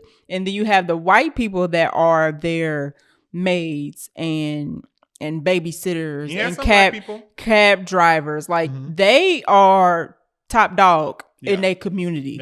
So they called them bums. I'm like, why are y'all marrying these bums? Yeah. These bums. So the movie opens up with a scene of the Osage tribe having a ceremonial. I looked it up. They're having a ceremonial burial. Because we were confused about this stick, and I was like, "Well, why are they burying this like?" It was like and crying, right? So I looked it up, and it said the reason they were doing that because they were basically having a formal funeral for their culture because they knew the white man was coming, and they knew that once the white man came. This is literally what it says. They knew once the white man came. Right, because we were confused. We had question about what was happening here. They knew that their culture was going to be whitewashed. Okay. And they said, you know, once these white men come here, right, they're going to start crossbreeding with us. And the children that come from them won't know who we are. They won't know our culture. Right. And they were in mourning. And they were in mourning. Like the scene, the scene I was expecting to be for somebody's body to be laid out and getting buried, but no, that was just burying a stick. It was in a blanket because that was their ceremonial stick, which signified their culture being laid to rest. They buried because they already knew the whole plight of the white man is to come and to wash out everything, all the other pre-existing culture, and assimilate it into white And I culture. think that was another one of my criticisms is that the movie was supposed to be they changed the folk soul, some background. Martin Scorsese changed the way they filmed the movie because they were going to take the plot line of the perspective of the investigation bureau and the agent that came down and do the investigation about the murders, but they said it was too white man focused. So they changed it to be more the focus on the Osage, but I still feel like even though they added the bits of culture and traditional practices of the Native American people in the movie, it still felt like the movie was about the white man coming in. Well, I think that's because we never got any scenes really with just the Native American people talking to each other. Correct. You're even when they were talking about the murders and how they were, the white man's come in and they've taken our land and they married our women. It was white man. Yeah. In the room. Either Leo or Robert De Niro was always in the room. And I'm just kind of like, if y'all were framing this movie to be about these people, then there should have been more scenes of the people. We should have talked about the people more. There should have been more characters and stories around the people, and y'all shouldn't have made the people seem so like naive. And I think that's because even in scenes where the sisters are talking to each other, right? The 2-minute length scenes that we get with them talking to each other, they're not really talking about each other culture or the threat to their culture. They're kind of just having like regular sibling conversations. But the conversations was about the white man that was around them. Was about the white man. We never got any of the inner thoughts of the Native Americans. We got 2 scenes with the elders, the Osage elders. They had like these community meetings. Right. The first community kind of like meeting, tribal meetings. Right. They had the first tribal meeting where they're talking about the murders. They're the Osage Native Americans being murdered off suspiciously, and this is clearly being done by the white man. Right. We have to come together. We have to shelter our people. We have to get this federally investigated. They have another scene when the FBI finally does show up, and they tell the FBI, what took you so long? You're only showing up because a white man got killed. This is what's been going on. And those are the only 2 scenes in this 3.5-hour movie where we really get the thoughts of the Native American people actually talking about what's going on. The rest of the movie is Leonardo DiCaprio talking about what Robert De Niro has told him to do. And Robert De Niro telling him, Leonardo DiCaprio what to do. Or Leonardo DiCaprio worried about getting caught. Or somebody getting killed. Yeah, it's most of the movie is you're with Leo or you're with Robert De Niro. And that was my other issue with the movie. Leo's character. You didn't he was too dim-witted for me. I didn't like Leo's character at all. There was nothing. I liked Leonardo DiCaprio's acting. Right. That we're not acted very the well. Acting was fine. The acting was great. Leonardo DiCaprio knows how to act. At this point, you know what you're getting with Leonardo DiCaprio. Right. It's good acting. The acting was fine. This was probably the worst character he's ever played. And it's not because he's a horrible white man who's doing horrible white man things. It's because there was nothing there. There was no depth to his character at all. We didn't even get no backstory of like why he went to war, why he came. Like, did he come back because he was done? Was he discharged? He came back because there was something wrong with his gut. Oh, he had a medical thing. Yeah, and that was mentioned, and then it never came back up. And then he's just basically just a puppet. Yeah. The rest of the movie. So I had my notes on him was his character is as thin as a piece of paper.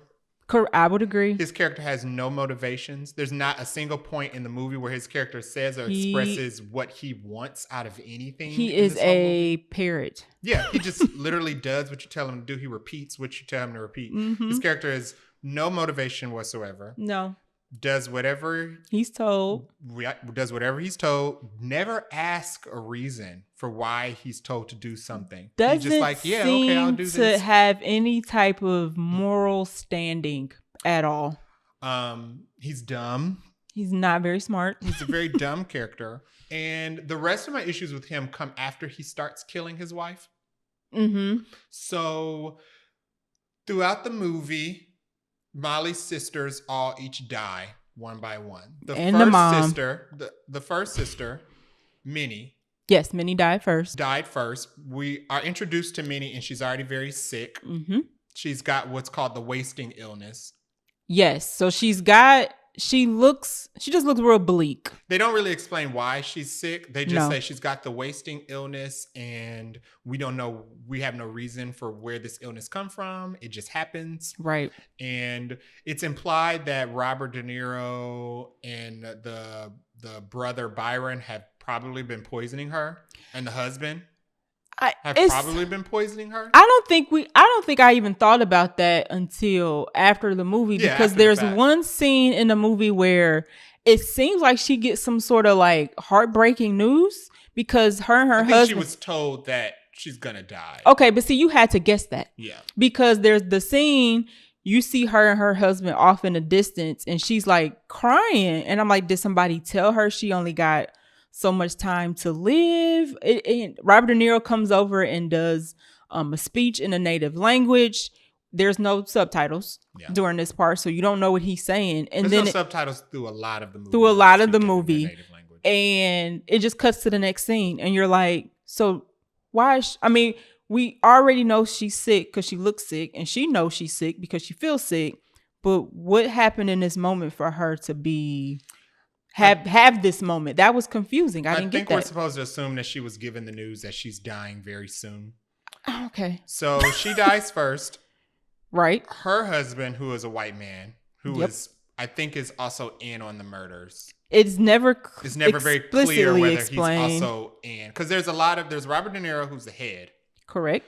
And there's Leonardo DiCaprio. He's got some minions. Ernest's brother, who are his main minions. Mm-hmm. And then there are other side white guys. There are other side character white guys. They're in on the plot. Also in on the plot, mm-hmm. who are married to their own individual Native American women. Right. Who are also being orchestrated and conducted by Robert De Niro to kill their wives in these ways. Right. Or help kill other people's wives. So Minnie dies first. Suspicious causes. I'm pretty sure she was poisoned. Sure she was poisoned.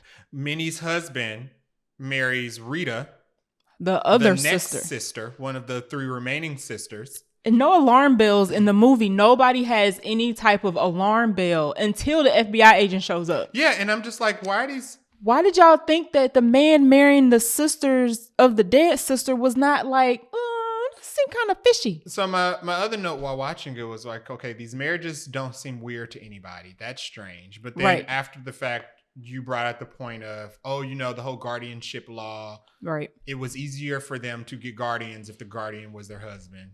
And it was easier for them to get granted the money they were requesting. If it was their husband. Okay, sure, fine. So it's a situation of circumstance.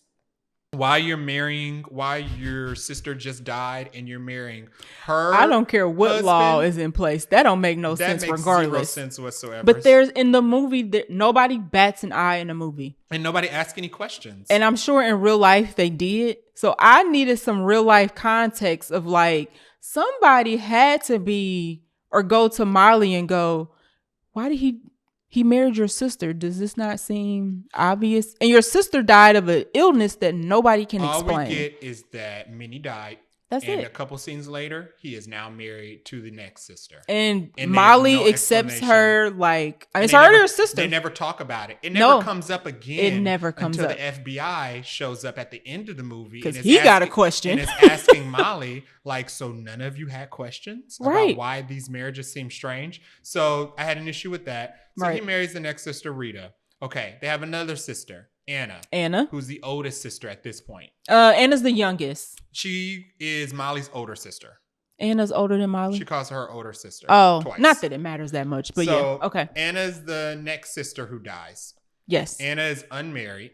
No, not married. So all of her money that's tied to her will go to her mom. Goes to the mom. Right. Because the mom is still alive and living. For now. Anna gets killed. Mysteriously. What happens? Anna's body is found in a ravine with a gunshot wound to the head in a ravine in the woods. And her face was missing? But they don't explain why her face was missing. They don't explain why her face was missing. I'm assuming it was an animal. They never explain why her face was missing. It could have been a wolf, because there was a point in the movie where Leonardo DiCaprio's reading a book and they talk about the wolves that. But see, I had to ask that question. But they find Anna's body in the woods 6 days after it's been murdered. Yeah. Here's my thing. My sister missing where she at?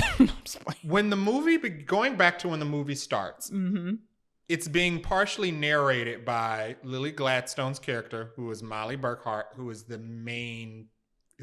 wife of the main character, lead actress in the film. Yes. who's married to Leonardo DiCaprio. Right. It starts out with her telling the audience, she's reading off a list of her tribe members who have been mysteriously murdered. And their ages. She's telling the audience, I am suspicious of these murders. I know that we are being murdered by these white men who have moved onto our land. Mm-hmm. I have already hired a private investigator. At this point of the movie, she has already hired. In the beginning of the movie, she has already hired a private investigator to look into these murders. So here's the thing. Lily Gladstone, we're told, she's suspicious. Mm-hmm. She knows enough to ask some questions. Yeah, she's playing detective. Basically. Here's the thing, though. If I know for a fact that we're being strategically murdered for our oral money, there is no instance where somebody can come to me and tell me, we found your sister's body in the forest. She's been dead for 6 days. And this is news. Mm-hmm. Because if I know that we are all being murdered, specifically my siblings. We're not going out each other. We living together. There's no 6 days of no communication. And this is the 1920s. There's no telephones and text messages. I'm going to assume that they looked for her and couldn't find her. It's not easy to get in touch. I can't text you or I can't call you whenever I want to. That means each day I'm riding into town. Right. Trying to find your house. Out.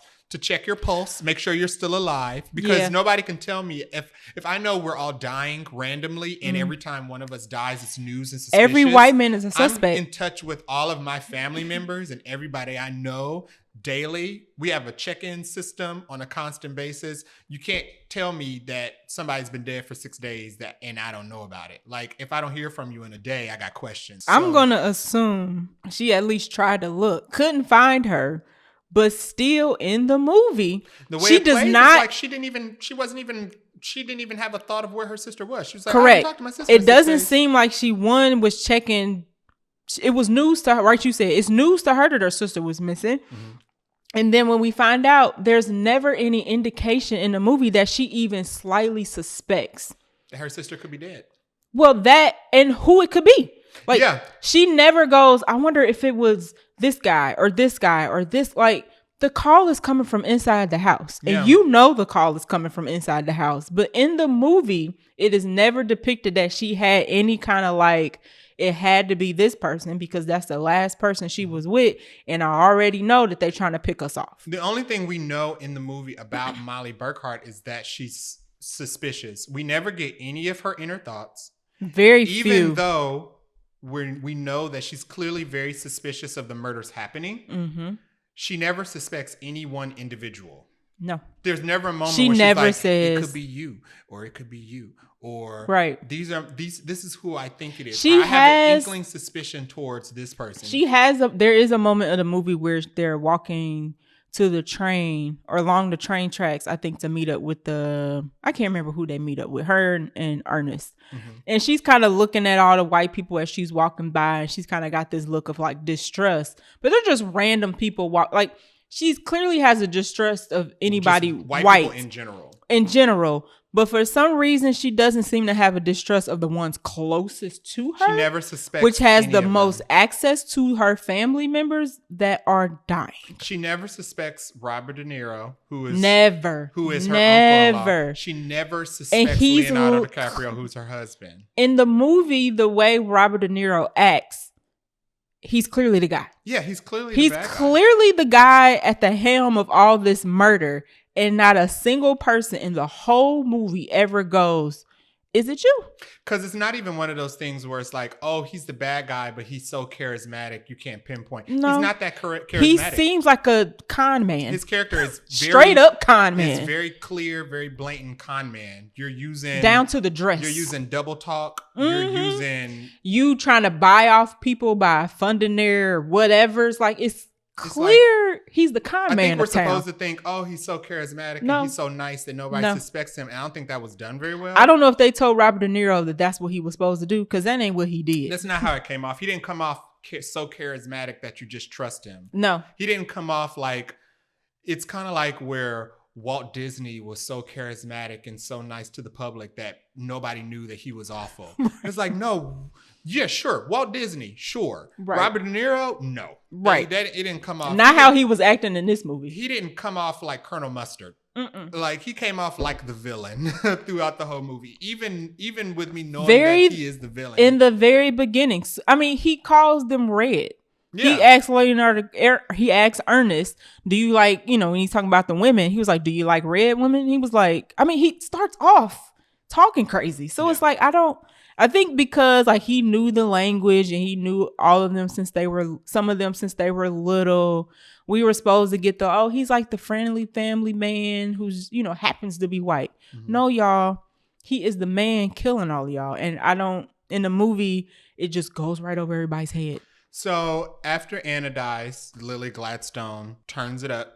Yeah, she starts. It gets to the point of we get to the investigation part of the movie. So Lily Gladstone maybe halfway through the 3.5 hours. So Lily Gladstone is like, okay, let me hire another PI to come into town to start looking into stuff. So she hires another PI. The PI comes in and the PI is asking Molly the questions that everybody else was asking. Mm-hmm. Like, hey, you don't think these marriages are weird? Hey, you don't think it's strange that your sister died and her husband married your next sister, who's also in line to inherit all this money?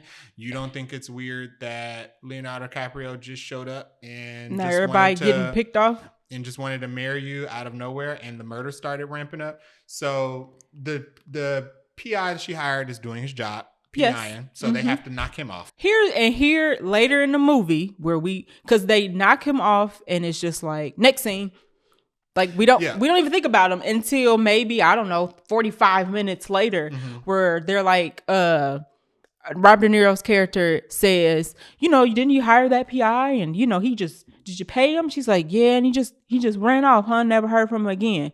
And she's like, yep, we didn't hear from him. And Leonardo DiCaprio's character's like, yeah. Now he knows because he's the one who beat the guy up. Byron. Right, beat the guy up. So he's lying. He beat up the private PI, the PI that his wife hired, and took the money, by the way.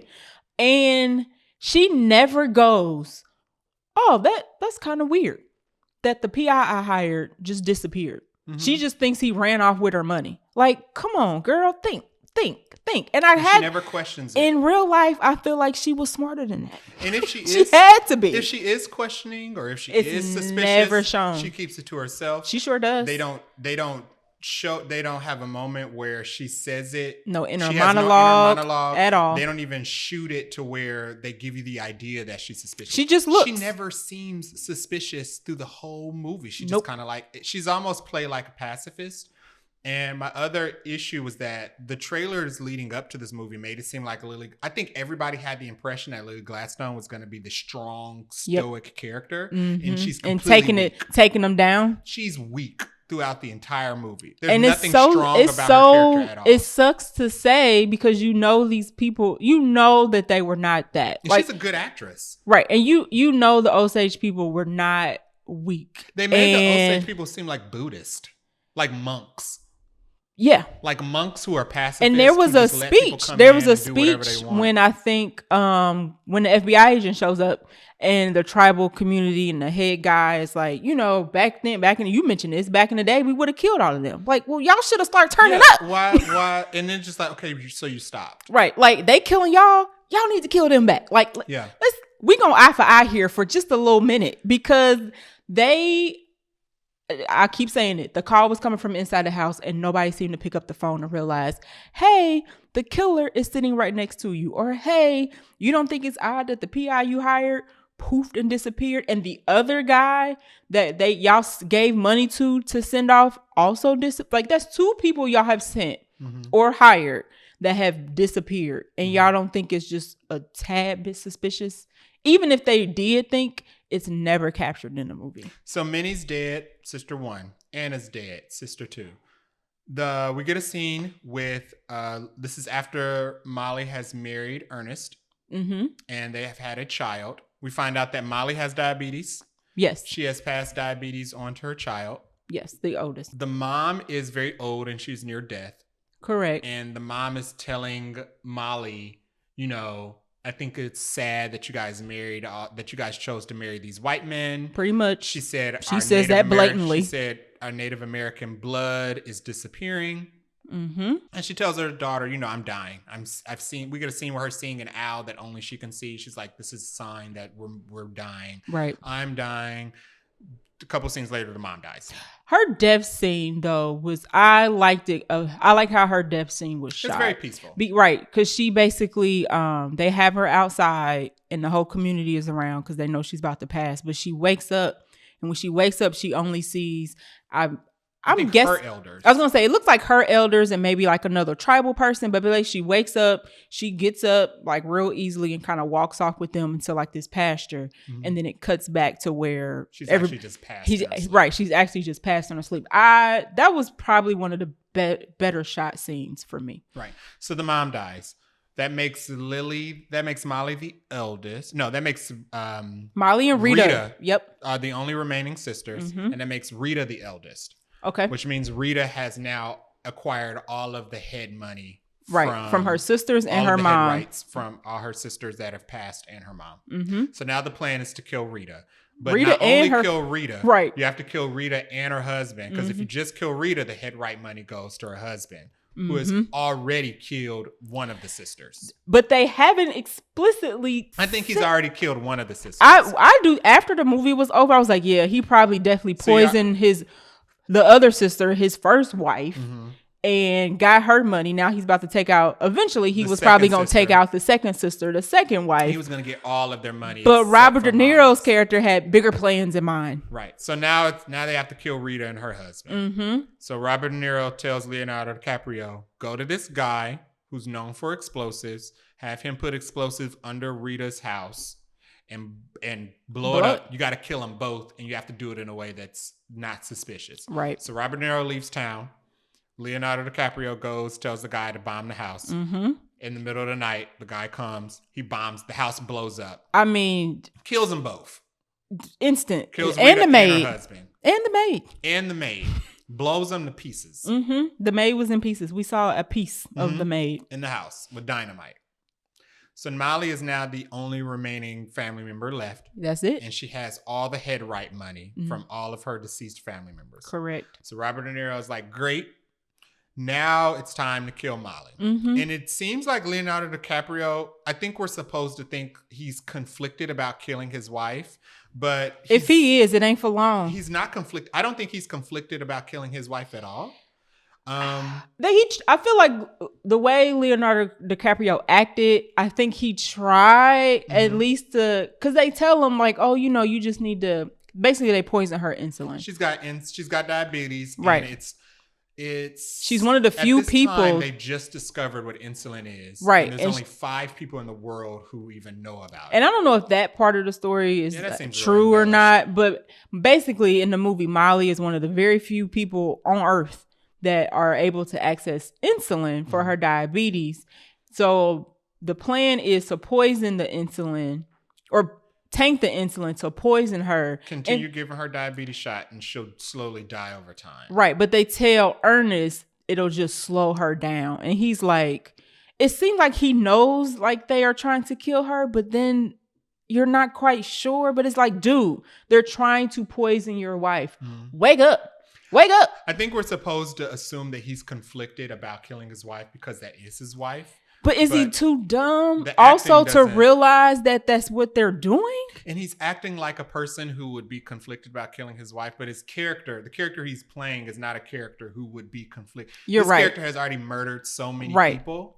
Also, including her sister. You've already murdered her sisters-in-law. Right. So what's one more step? And countless other Native Americans that you've helped orchestrate the murders of. So the character is not somebody that would be conflicted about killing his wife. I see what you mean. So there's these scenes where he's giving her these insulin shots that are poisoned. Over time, we see her get worse and worse and worse. She doesn't know that she's being poisoned. She just thinks that He tells her maybe it has to get better before it gets... Maybe it has to get worse before it gets better. Nobody understands medicine in the 1920s. Right. So she just thinks, the insulin's not working and my diabetes is getting worse. Also, we're told that she sneaks sweets every now and then she has a little sweet and lies about it. So there are a couple factors going on to why her diabetes may not be getting better anyway. But aside from the fact that Leo is clearly poisoning her. So we get these scenes where he's giving her these shots and he's got this like pained look on his face, and he looks so sad. He about looks conflicted, having to give right? her this shot that's killing her while he's giving it to her. And it's like, oh, I think we're supposed to think, oh, he must really love her. Well, even there was though so my whole thought was he must really love her, because even though he's slowly killing her intentionally on purpose, every time he does it, he looks sad. So I don't know about that. He must be conflicted. No. That's how it's directed. The movie is directed like, oh, we're supposed to think that Leonardo DiCaprio has a heart. It has a heart, because even though he's killing his wife, he's sad while he's doing it. Well, I don't buy that of how they tried to portray that, because he's killed her sisters. Yeah. Killed her sisters, is poisoning her, and then I didn't really like the scene where he pours some of the poison into his whiskey. And I'm like, oh, is he gonna off himself? Because I would like that. My thing is, why I didn't even believe why he would the scene where he puts some of the poison in his own whiskey and takes it because he feels so bad. I didn't believe. But then he also gives her more poison in the same scene. Yeah, and he still gives her the poison. Yeah. And I was like, I don't believe he would do this, because I don't think he has a problem killing his wife. I was more like, if you, cares. My thing is, if you're not going to do it to do the deed, then don't do it. Like, what's the point? Because in the next scene, he's still alive. If Leonardo DiCaprio's character is supposed to love Molly Burkhart, they did not prove it. They didn't even show it. He did way too many things to counteract him loving his wife. Way, way too many things. And it's just like, dude, it don't matter what you say. It almost don't even matter what you do at this point here on out. There's no way. There are scenes in War of the Roses when he literally throws his wife down a spiral staircase. And I still believe right before they died and the chandelier crushed them, I still believe they loved each other right before they died. And here, I don't see that at all. I don't think that he even likes her. Maybe he likes her. Maybe he likes her because she's around. It was one of those things where somebody on Twitter was like, and this also played into my confusion about why they were marrying these white men to begin with. Mm-hmm. Somebody on Twitter made a tweet that said, some women are just women who are attracted to whatever man they have to be around the most. And I was like, wow, that's true for like not just women, but all people. Some people, men and women, there are some people. It's just proximity. You like them because they just around see them so many times a day. You don't see any other dudes. It's or easier any other to women. Digest. So it's easier just to convince yourself you're attracted to this person, because the pickings is so slim out here. When murder is involved, you're gonna have to put on an extra thinking cap. So for that, yeah, I didn't believe that he was conflicted about killing her, even though I think we're supposed to think he's conflicted about killing her. But anyway, they blow up the house, kill the last remaining sister. Molly's the only person left. She's getting sicker and sicker, dying slowly. Very scene slowly. We get with her at this point, she's further and further closer to death because he keeps poisoning her. Right, but now before she got too sick, she actually did make a trip to Washington. She did after the last sister died. Right, asked the president for some help because she's like, our people are dying, no one's helping us. Can you please send somebody down here to investigate? So that is when the FBI part of the story kicks off, and we're about maybe 2 hours into the movie. And that is when I started having a great time. And I leaned over to you and I said, I'm conflicted because I'm rooting for the feds. And you did say that. You were like you was like, I typically don't like rooting for the police. I don't like rooting for the feds for anything. Not even police, no. But feds specifically is a specific bureau that super level with the police, basically. As Black Americans, we have history with the feds. The side eye. Like, I am conflicted. You can't see me side eyeing, but I'm side eyeing. Yeah, but it's just one of those instances where our enemy is common, so I'm gonna let y'all live for now. So I had a good time when the feds show up. So Jesse Plemons plays his real life name was Thomas Bruce White Sr. And he's not by himself. They basically sent a home team down, but Jesse Plemons. Like 8 of them. Yeah, Jesse Plemons plays the main guy, and I also like, this is the part of the movie where I'm like, okay, we about to kick it up, we about to turn it up. They have another character shows up in the movie, a Native American character, one of the feds. But you don't know that yet. No. So, and I like how they played it off. Now this is good writing right here. A Native American character shows up, and they don't introduce him. He's kind of like behind, like there's a scene with him talking to, he gets introduced in. And we're in the last hour of the 3.5 hour movie. He gets introduced in and like, he's coming from out of town. He's Osage. He's trying to find his people. That's one scene. And then he's in another scene where somebody's giving him medicine or a gift. And then you're like, why do they keep showing this? Random They don't even say what his name is, I don't think. And if they do, I missed it. And then he pops up again. And then he's in another scene in the background, like looking at Leonardo DiCaprio. I think when no, he's playing pool with him. Yes, he's playing pool with Leonardo DiCaprio. And you're like, why do they keep showing this guy? Yes, and this man has been in like 5 scenes at this point in the background. In the last hour and a half of the movie. In the background, but the camera takes a second to focus on him. Yes. And he has had no dialogue. Because he's he's kind of a tall, lanky guy. He's got long hair. He's got 2 braids. So he stands out. Mm-hmm. And you're like, why do they keep showing him? But come to find out, he is an FBI agent who's been kind of like the, what you want to call it, double agent, basically, trying to know the townspeople, get some, start talking to people, get some information, but he's not suspected because he's Native American. But a very cool part that you left out was that the way we find out is because after Jesse Plemons and all of his federal colleagues, and they're all white, we've gotten a couple scenes of them individually going around asking mm-hmm. Robert De Niro and his posse questions. Yep. We get a scene at the end of the night where they have come together, they've met. So they all drive their cars into this field. All the agents have a meetup spot, a rendezvous in the middle of a field. Yep. They come, then they all come together, and we get a clear view of who all the feds are. Mm-hmm. And the one mystery Native American dude that we're like, who is he? Right. He gets out the car. Right. And it's the reveal that he is one of the feds. Yes. But nobody knows that because he's Native American, and they don't assume suspect that it. he was just a regular Native American. Like they said, he was just a guy who just came from out of town. When he's going around and meeting the people in the community and mm-hmm. talking to them, they're talking to him like he's a fellow Osage, which he is. Right. He also happens to be a Fed. Yeah, and they don't know that. He might have been. We didn't do this like we normally do. Favorite characters, least favorite characters.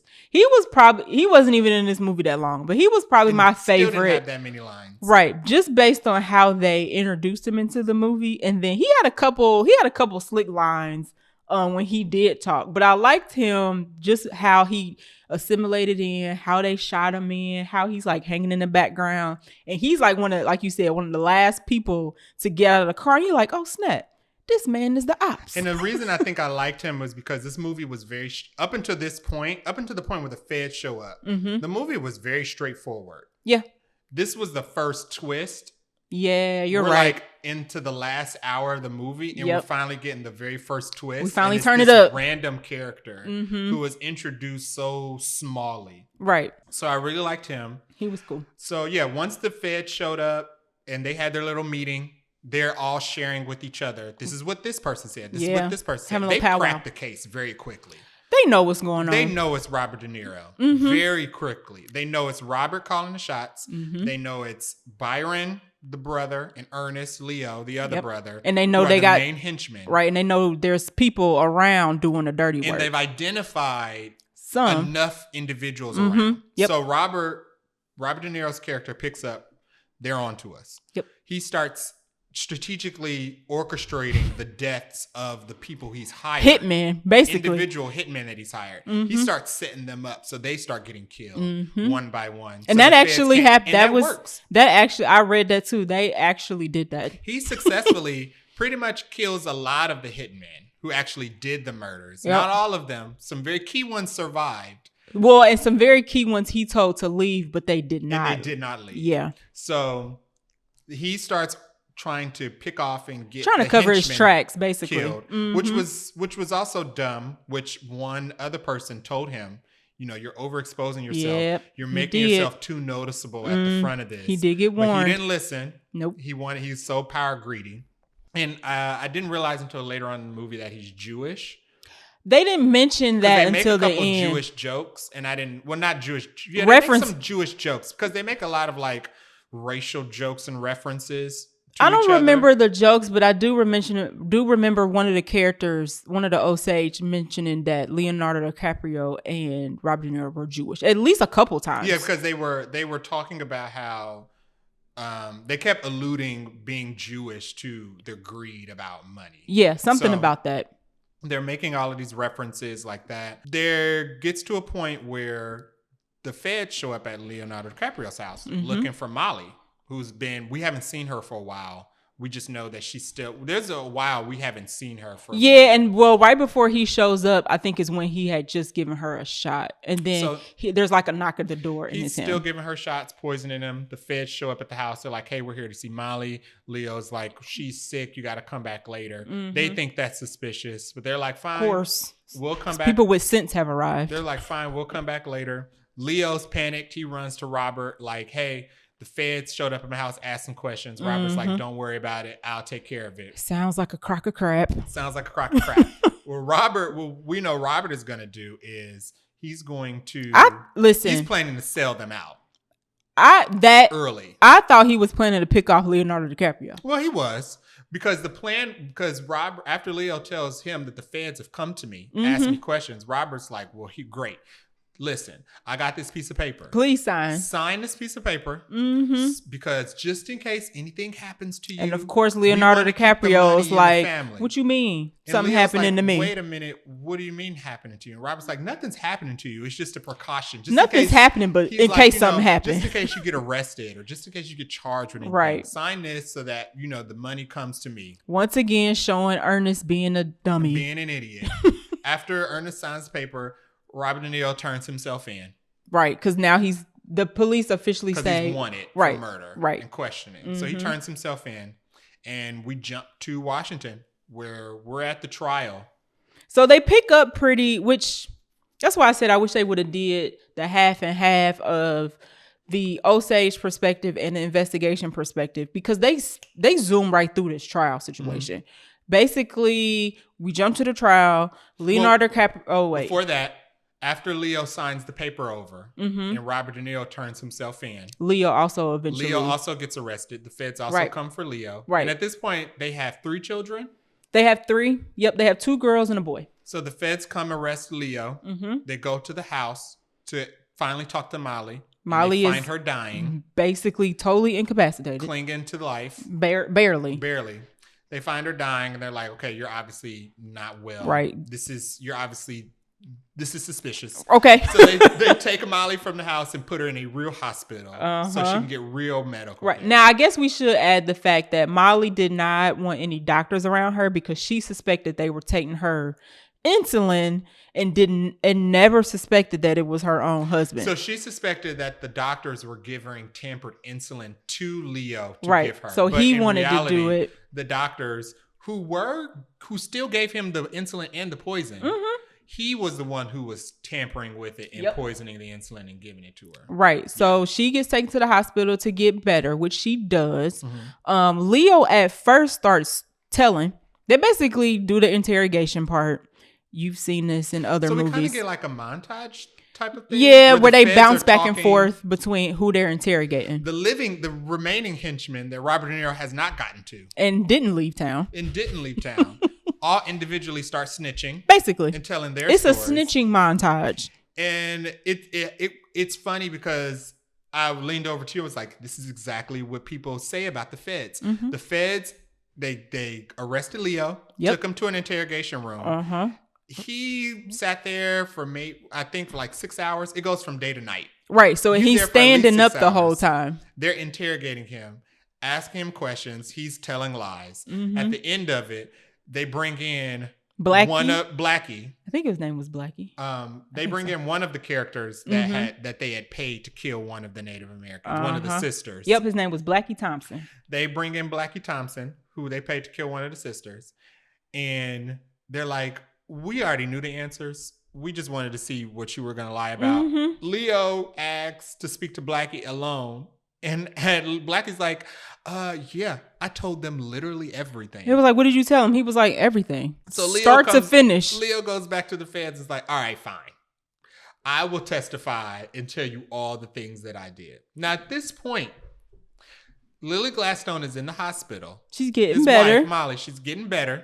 She still does not know that anything. He is involved in the murder. I don't think she might have even know he was arrested. It's not clear when she finds out that he was actually arrested. I think over time, while she's in the hospital, the feds fill her in. Right, because you know what? When Leo says that he's going to testify against his uncle, they say they're going to take him somewhere for a couple months. So a couple months passed in the movie between when Leo gets arrested and when a trial actually starts. So what I believe Molly did know, Molly knew that he was being charged, but she did not know that he was actually guilty of killing her sisters and the other Native Americans in the community. I guess not until he actually testifies at the trial, which... And I think right before he testified, she knew.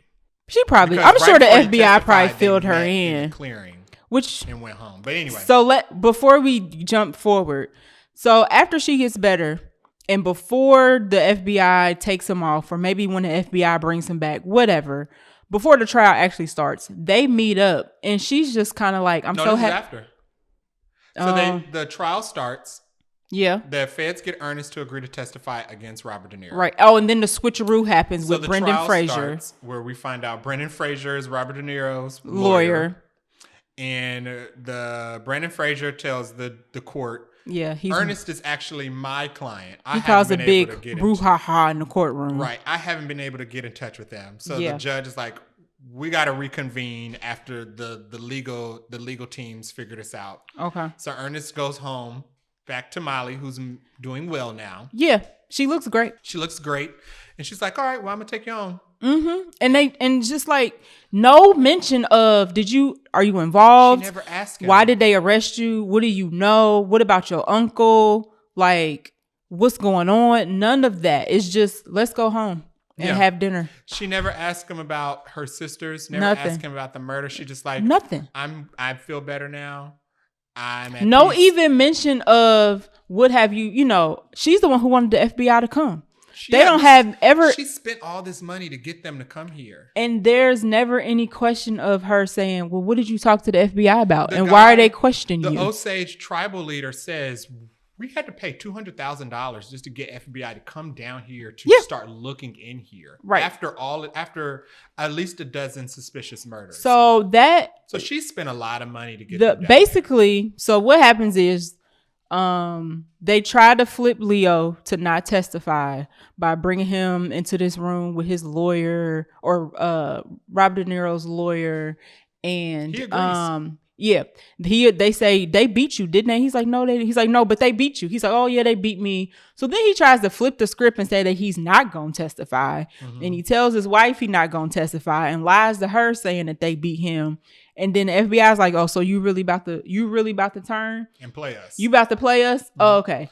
So what happens is the daughter. Well, after he decides not to testify, that violates the deal he made with the So feds. he gets arrested for real. He goes to jail. Yep. Right next to Robert De Niro, who's also in jail until the trial is over. So they not sell buddies, but they sell neighbors, basically.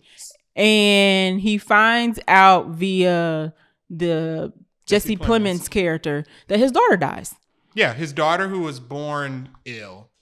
Well, with like whooping. It was the daughter who was born with whooping cough. Yes. And they had sent her off to go live with neighbors. Right, because the Lily Gladstone character couldn't take care of her because she was obviously. I think this is the middle child of yes, the three it kids. seems like it's the middle child. So the daughter dies, and you thought that they killed her. I thought that they killed her. But I was like, no, if they were going to kill anybody, they would have killed his wife. And that makes more sense. They would have killed Molly. According to the readings that I've done, it's suspected that she died of whatever she had, not that she was killed. So Leonardo DiCaprio's in jail when this happens. And when Jesse Plemons go tell him, he has this like severe breakdown because obviously his child is gone. Didn't buy it. I bought it. I didn't. I think I bought it because of Leo's acting and not because of the character. I didn't buy it. And the reason I didn't buy it is because I think we're supposed to assume that he cares about his kids. Because he's a family man? No. I think we're supposed to assume that he cares about his kids because he's literally written as the parent of these kids. Yeah. But he's also murdering his wife. You're right. So you can't tell me, oh, this man really cares about his kids, but he's literally lethally injecting his wife every day. Yeah, and for so many years. You made a good point of in the movie, they literally don't show him with his kids. We never we get one scene with his kids, and that's when he's being arrested, and we find out. Oh, we get the scene when they named. when they born. And she's holding the baby. Anyway, you are right. We get one scene of him with one of his kids, and it's the son. Yeah. When he's being arrested at the pool hall, and we find out he brought his son to the pool hall with all these drunk men around. Yep. And the feds had to come take his son while because he tries to basically walk out. He tries to run. Yeah. So we don't get a single scene of him holding a baby. No. Talking to one of his kids. We don't get a scene of them having a family dinner. We don't get a scene of him interacting with the child actors. Not playing with the kids in the field or having on a horse ride It's very easy to forget that they even have children because she spends so much of the movie sick in bed. And even when she's sick in bed, we don't even get scenes of him being a father taking care of his kids. Right. We never get a scene of him and his kids. So yeah, he's falling all over the ground crying. I was like, I bought it because of Leo's acting, but you are right. For as little as they showed the kids, you were kind of like, this is tragic because a kid has died, but I don't feel sorry for him necessarily. But anyway, it's the turning point for him. He goes back to Robert De Niro and says, I need to be there for my kids and my wife. And Robert De Niro's like, are you sure you want to do this? You're going to regret this. And he's like, I already have regret, blah, blah, blah, blah, blah. He does end up testifying. And this is where Molly hears actually what has happened with these murders. When the thing that I didn't like with him finally, after he leaves his daughter's funeral and he goes back to jail and he tells Robert De Niro, I have to protect my family. I don't want you around my kids anymore. I was a bit confused because we don't get any scenes of Robert De Niro being around his family or his kids. We get one scene of Robert De Niro talking to Lily at the dinner table. We don't get any other Lily and De Niro scenes. We get kind of a Lily and De Niro scene, but it's implied that she's hallucinating because she's so close to death. Yeah, he's only around when there's some sort of function. So literally something has to be happening for him. There's like you said, there's not a lot of one-on-one time except the dinner scene.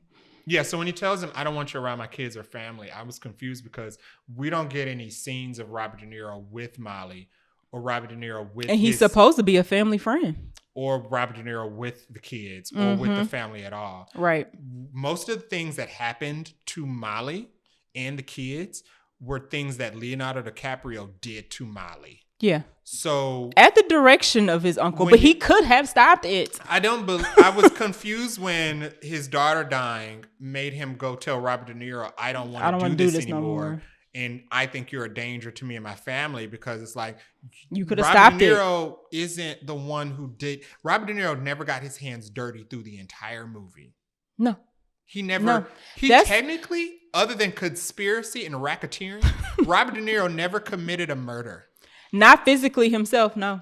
All of the murders and attempted murders were Leonardo DiCaprio or whoever else Robert De Niro hired. Right. He even had y'all dug up her sister's body to take the jewels off of her body. Yeah. And then you went and gambled with them. And you're telling Robert De Niro that you are a danger to my family. That's what I'm saying. Like in real life, there was no way he was this dumb because he was doing stuff in this movie that totally you had a brain and you did that. Especially with the poisoning, I had an issue with because I was like, he literally could have not put the poison in her insulin and told his uncle, yeah, I did it. Yeah. It just, whatever poison y'all got just ain't working. You literally could have just not poured it in. Nobody would have known that you weren't poisoning her. Hello? Because it was the 1920s. Right. And you could literally die if you had a paper cut. Listen, she died at 50 of diabetes. So nobody would have known that you weren't poisoning her. You could have not been killing her. He literally could have dumped the junk out and just gave her insulin. And you did it anyway. Which defeats the purpose that he was conflicted because you can't be conflicted about something you don't have to do. Right.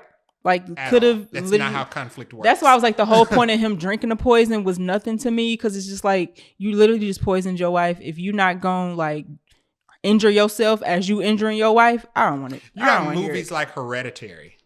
Oof. That's conflict. That is a parent who loves her kids even when it's ugly. Right. And that was better. Toni Collette did a better job in that movie than Leonardo DiCaprio's character. Right. Not the acting, the character. In this movie. Right. Right. But anyway, he tells him, I don't want you to be around my family anymore. He decides he's going to go into the courtroom. He's going to tell the full truth, the whole truth, and nothing but the truth. He technically does in the courtroom. Which kind of, he does, which, I mean, at this point, we've gotten so many courtroom scenes of the henchmen telling. Right. It's obvious he's gone. What the real truth is. So obviously his truth is in line with the rest of them. He tells them, this is why I did this. My uncle orchestrated all of this. These are all the people that I had a hand in murdering. They were all my wife's sisters and loved ones and community friends and family. Yeah. He tells the truth on the stand. Robert De Niro is found guilty. And Robert De Niro is found guilty. And then we get my favorite scene of the whole movie. This was your favorite. Okay. After the trial, and Jesse Plemons takes Leonardo DiCaprio upstairs to a meeting room, and they bring in Lily Gladstone, his wife, and she sits down, and she's got a very calm look on her face. The calm look she's had almost the whole movie. And she sits in there, she looks at him, and she was like, because before he goes in to tell the truth, he tells her, I'm going to go in there, I'm going to tell the truth. I'm going to tell the whole truth and wash myself of all of this. She sits down with him. Yeah, because he wants to relieve his guilt. She sits down with him and she says, did you tell the truth? He says, yes. She said, did you tell all the truth? He says, yes. He feels so much better. I feel so much better. Yeah. My soul is clean. And I just feel relieved of all of this. And then she says, what did you put in the insulin? And he's like, and we get a solid 30 seconds of him looking at her like, ooh. What? It's almost like he forgot. He was like, he goes, he totally forgot about the point. He forgot about the part that I still have not told you that I was poisoning you. You were dying because I was poisoning you. Yeah. So he looks at her and he's like, it's almost like he's trying to think, should I actually tell the truth or am I going to be able to pass off this lie? So he's like, what do you mean? You can see his brain churning real hard. She asked again. She said, what did you put in the insulin? And he says, nothing. There's just insulin. Yeah. And she doesn't say anything. She just keeps the same calm expression. Yep. She gets up and she leaves. And that's the last time we see her in the whole movie. Yep. That's the last time you see her and him. It's the last time you see both. And when she walks, she doesn't say anything to him in response. She just gets up. She leaves. And Leonardo DiCaprio turns around and looks at Jesse Plemons. And he's just like, dumb. You dummy. Like, of course she knows that she went to a real hospital. Right. She went to a real hospital. And got better. She didn't just go to the hospital and was like down and out. She got she had to walk. They show her having to relearn how to walk because she obviously was bedridden for so long. She wasn't even able to get out of the bed. Yeah. And it was just like, I will give Leo credit here for really portraying that he was like, should I? Shouldn't I? If I tell her, is she gonna leave me? If I don't tell her, is she gonna believe me? And that's the 30 seconds of silence of us just looking at his face. Right. And he's just like, it's just medicine. He's like, it's just medicine. And you're right. She doesn't change her face. She just gets up and she just leaves. Because it was one of those moments. It was a lose-lose situation for real. It was one of those moments where she's asking you to tell the truth. Your woman is asking you a question that she already knows the answer to. Right. She's like the FBI. She's the FBI right now. And she just wants to know whether you're going to lie to her or not. Because she has already taken you back. After killing her entire family. Sisters. And now you going to lie about poisoning her? You blew up one of her sisters. And her husband. And her maid. And she stayed with you even after finding out that you blew them up and she was pregnant.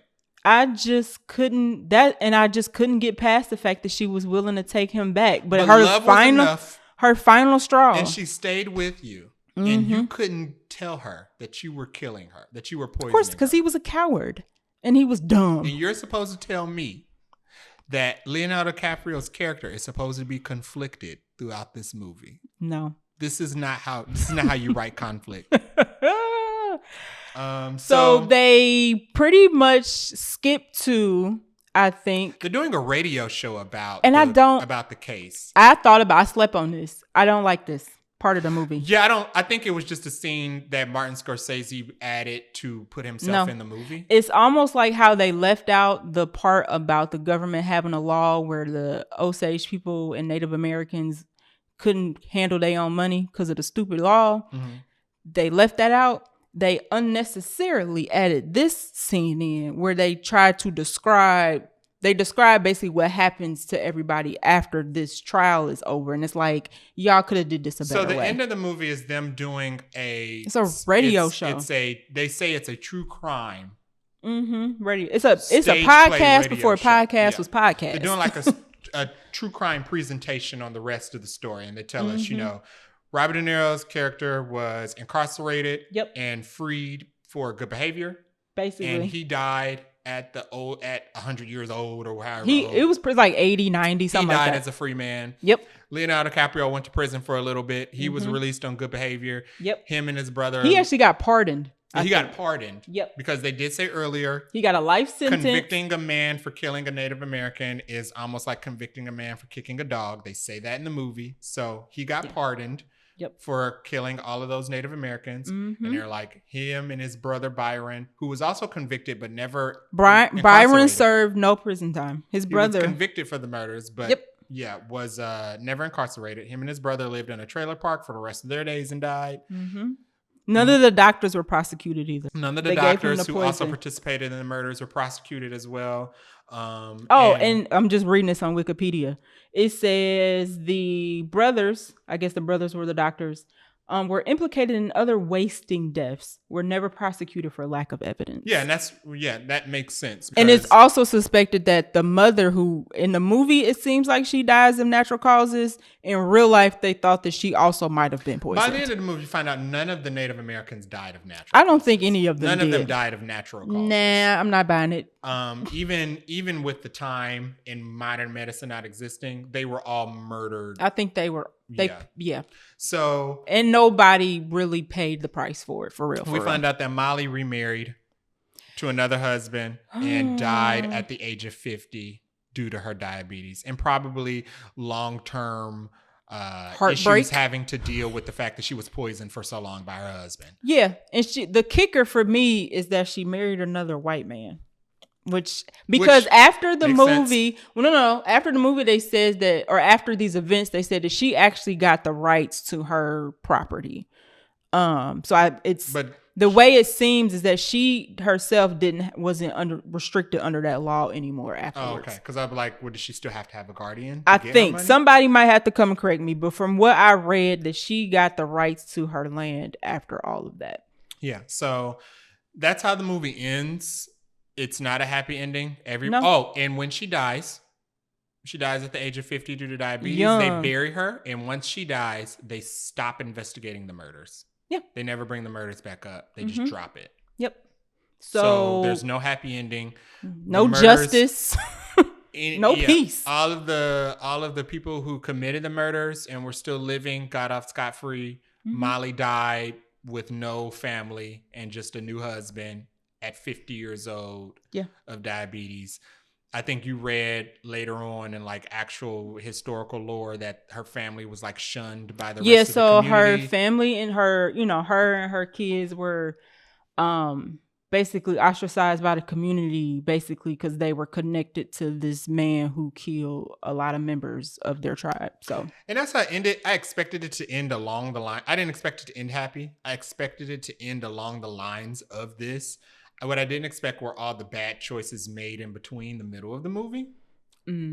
But yeah, so that is how the movie ends.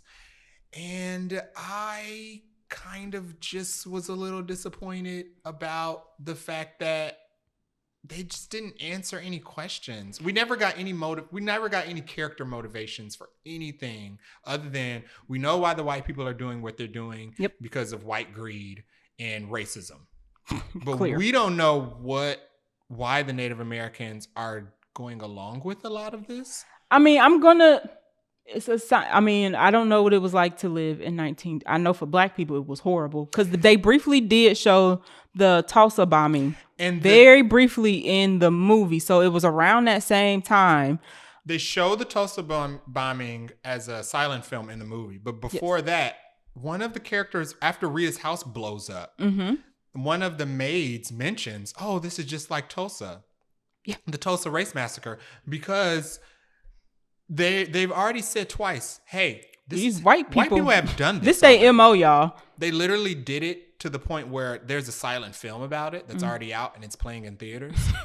And we're watching it happen right in front of our faces. So it just made it extra weird why they were letting it happen. And the whole thing with the Tulsa Tulsa massacre was that happened because black people like fought back. And it was like really the conflict was really tumultuous. And the white people were like, it's at the point where we just got to literally bomb them and burn them.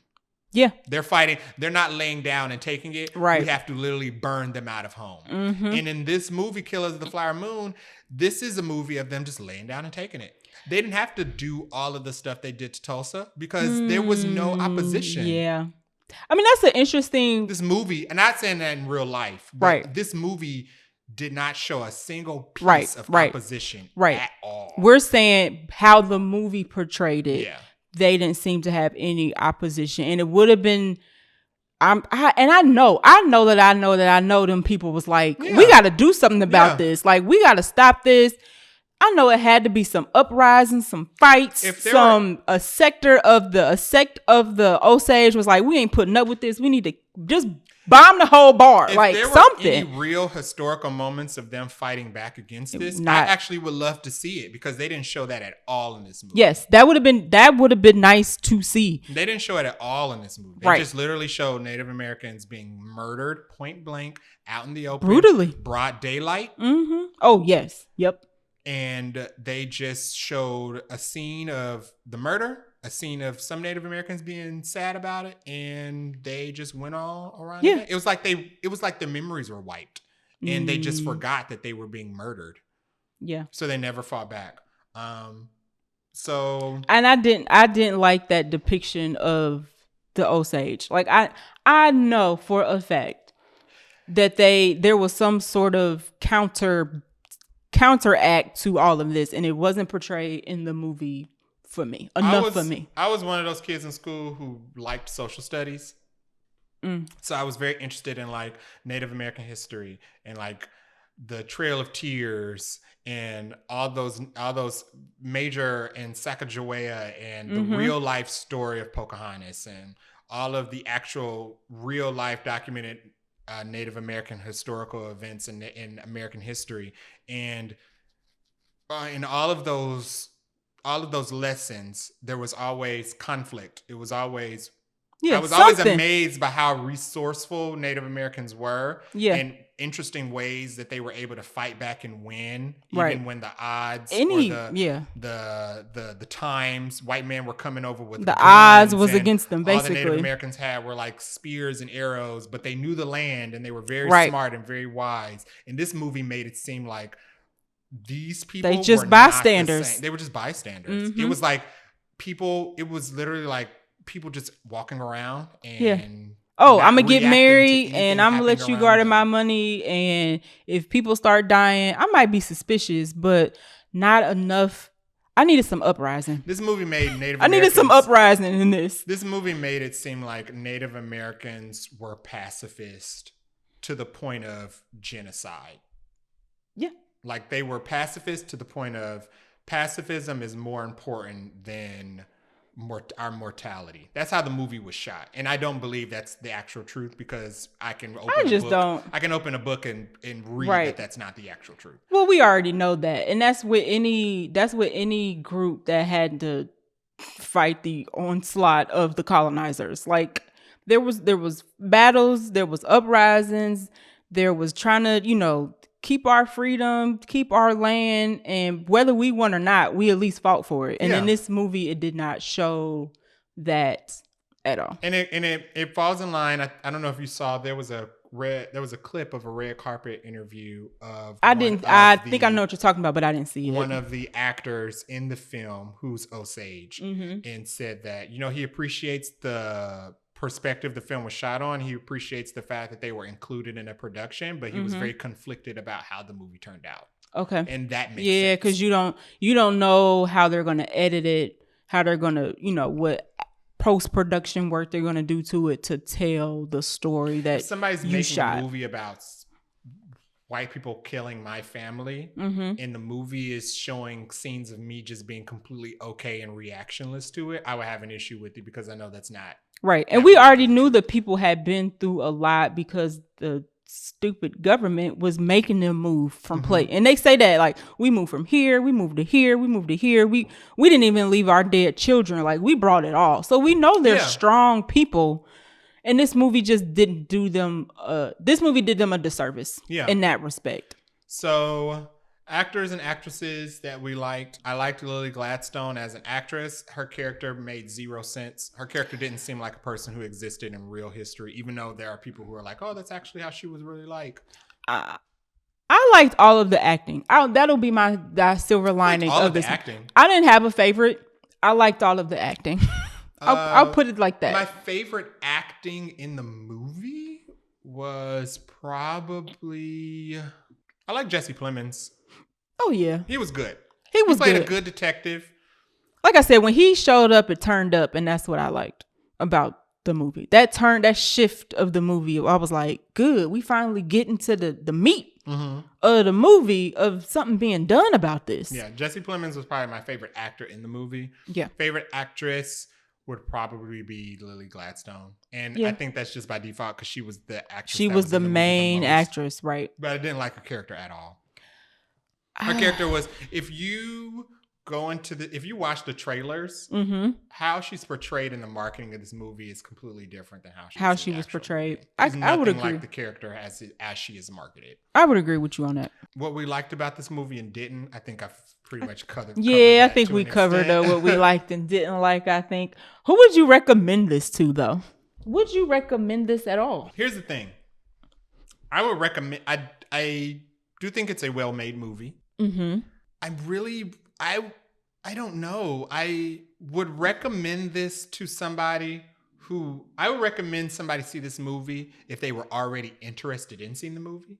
Okay. Like I wouldn't just tell somebody on a whim. See this. I would only recommend this movie to somebody who was already like, I'm thinking about going to see Killers of the Flower Moon. I would be like, you know what, you should. But I would say, know your history before you see the movie. Yeah. Yeah. I wish I knew my history before I watched this movie. Do a little, Smithsonian's got a good article that kind of summarizes what actually happened. So you can just Google Smithsonian Killers of the Flower Moon. You'll probably find it.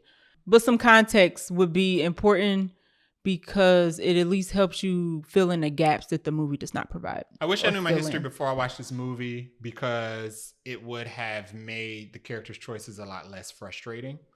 Right. They're still not good. They're still not great choices, but at least the context would have been there. I was frustrated a lot about the arranged marriages and them going along with it, but I was not aware of the Jim Crow laws that basically out. And it just would like one scene of somebody being like, just before the wedding or whatever, like feeling conflicted and like, I know this is why I gotta marrying them. No, not in the movie. This is why we're marrying these white men. Not in the movie. Even the mom, before she dies, and she tells Lily Gladstone, I don't like the fact that y'all married all these white men. Mm-hmm. And she still does. And at that point, it's implied that she doesn't like the fact that they're marrying all these white men because it's ruining their Native American blood.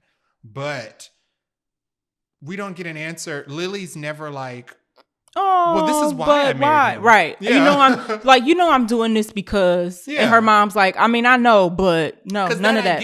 I'm marrying him so that we can have money. Right. Cool. They never say that. The whole movie, you're questioning why you would marry this obvious in your face killer. It would have been a very easy. Well, and I said this earlier. When you're making a movie about a historical event, you are basically taking a responsibility of telling people the context and the history and maybe not every minute detail. So I feel like the responsibility was on the movie to explain that, and not doing that just basically sets the tone for the rest of the movie. Yeah. I would tell people this is not Oppenheimer. Don't go in here with Oppenheimer expectations because Oppenheimer Oppenheimer is a biopic that has documentary elements that you get the characters. Yeah. You get characters' relationships. You get what's going on in the characters' minds. But they also explain everything. This is why we're doing. You got to pay attention because they explain stuff. Oppenheimer was so good at. We have to create this town because the only way we're going to get people to work for us is if they can bring their whole entire families here. Right. That answer. Instead of just building a town and be like, why are y'all here? Why are y'all building a town to build a bomb? Right. Like, why do you need to build housing? But Oppenheimer is really good at the logistics. Killers of the Flower Moon doesn't explain anything that it does. It just shows you scenes of it happening. Yeah. And you have Go to the next scene. You have to either already know or be ready to research after the movie. Which is what we had to do. Why did they do this? So what we had to do. I would say watch this movie for the characters, but not for the full story. I'm conflicted. I don't know if I would even recommend this, to be honest. Yeah, I mean, don't go into this movie thinking this is going to tell me about. Yeah. If you're interested in learning about the Osage people and their history, you better watch this and read that book. You can honestly skip the movie. Oh no, you don't need the movie at all. It's not going to tell you anything about the Osage Yeah, people. I'm with you. If you were already going to go see it, sure. Check it out.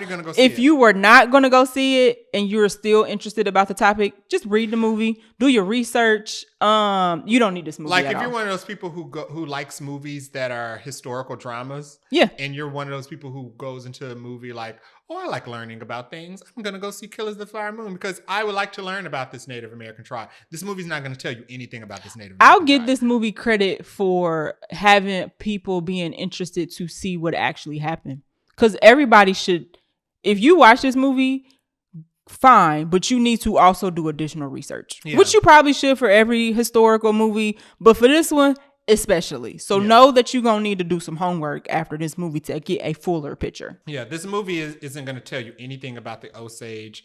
It's literally just gonna show you their murder and their massacre, but it's not gonna tell you.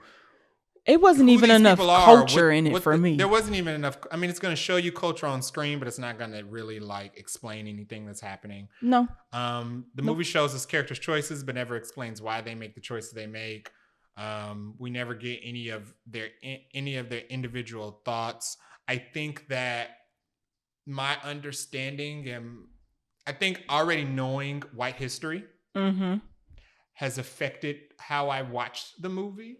Listen, because there were so many things that white people have done to other cultures over time, right? Even before the 1920s, that I was very frustrated in. You already know. How did you not see these things happening? Yeah, this is the 1920s. It's not year one. Nope. This is after slavery. This is after Tulsa. This is after the Spanish Inquisition. It's after a lot of things. This is after most white atrocities. We're in the 1900s. We're in the middle of the timeline of white atrocities. This is after most white atrocities. So I was just confused about why they continue to go along with it and not see the signs. I mean, I get the law. I get it. What this movie really needed was, I know there had to be people who were opposed to what was happening and tried to do something. Yeah, I get why even if it was a conversation and they had a secret meeting about it, like something. I got what the legal situation was. Yeah. And why they had to I got why they had to operate within the legalities. Yeah. I did not understand why they willingly decide to make personal connections with these white people.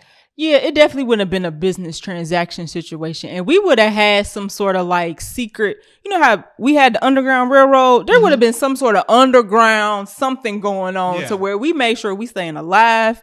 We making sure we getting our money, and we making sure we taking these people out undercover. I get the legal circumstances, but I just did not understand why they chose to build personal relationships and connections with these people. But I would only recommend this to people who were already interested in seeing it, but I would give them a disclaimer. You're going to need to do some homework after. You're going to need to do some light reading before and after. Yeah. Preferably before, because I think you'll have a better time watching the movie if you already know the context. I would agree with you 100%. Favorite line or scene? Mine was the Fed's reveal. My favorite scene, because it was the only twist in the movie, was learning that the Indian, the Osage guy, was actually a Fed. And I was like, oh, you the ops? I love it. Favorite character was probably Anna. Favorite character. The drunk sister.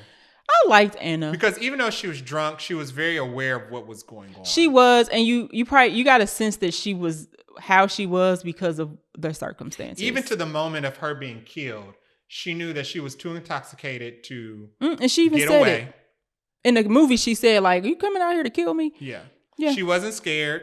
No. She knew she was too intoxicated. And she walked around with a gun. And she walked around with a gun. She was one of the very few women that walked around with a gun. Listen, only in this movie. She was ready to pull it out at any moment. She did, actually. She pulled it out at a dinner party and was ready to shoot somebody. She was ready to pop off, and that's why they killed her. And when they killed her, she was like, I know y'all gonna kill me. Mm-hmm. She wasn't in her right mind, but she knew what was happening. Yeah. And final thoughts about the movie and our rating. I would give it a 7 out of 10. Yeah. Solidly. And I'm with you. If you weren't going to go see it, I would not recommend it. Absolutely watch this on streaming.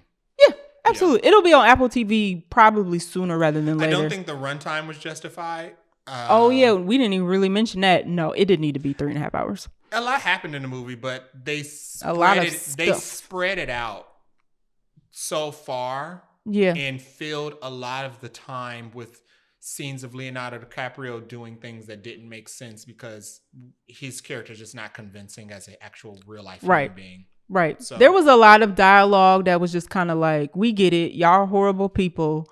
There was one particular scene I don't still understand is where I think it was during Molly's funeral where her husband asked Leonardo DiCaprio to leave to go outside.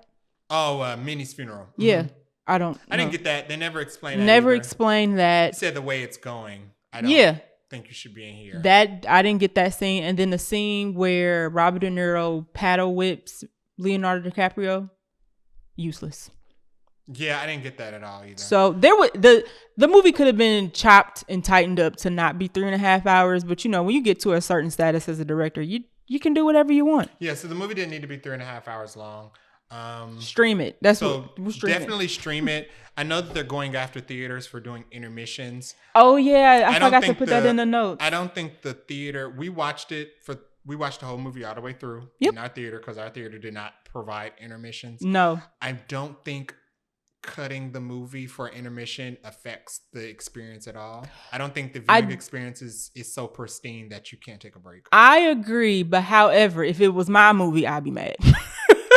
Yeah. If you chop my movie, I'll be like, "Where did you chop it? And did you put it back together the right way? How did you even do it?" Contract wise, absolutely don't do anything against my movie that I did not agree to. But also as a viewer, because I have no stake in the contract, if somebody was like, "Do I need to watch this all the way through?" I would be like, "No, you absolutely don't." Oh no, you can definitely pause and come back if you want. You can cut it. You can make it a mini series and stop watching at the end of every murder. And start off. I mean, listen, they taking they doing Harry Potter Part 1 and Part 2. You could chop this into 2 movies if you really wanted to. I'll give it a 7 out of 10 as well. Okay. Worth the theater. I mean, it's cinema. I'll give it that. But this movie you can absolutely save for streaming. I agree. If they had ever, I have an interesting question. If they had never decided to put this in theaters, would you have watched it? No, it's too long. Yeah, I don't think I would have watched it if it never went to theaters. Nope. I probably would have at least read about it and then in turn read about like what actually happened, the full story. But I don't think I would have watched the movie. And it's funny because watching this whole movie in theaters, I gained nothing. And if I had never seen this movie, it means I would have lost nothing. So I'm at 0. I'm telling you, when the research that I started to do after seeing this movie did all that I needed without this movie existing. Yeah. So that is our review of Killers of the Flower Moon.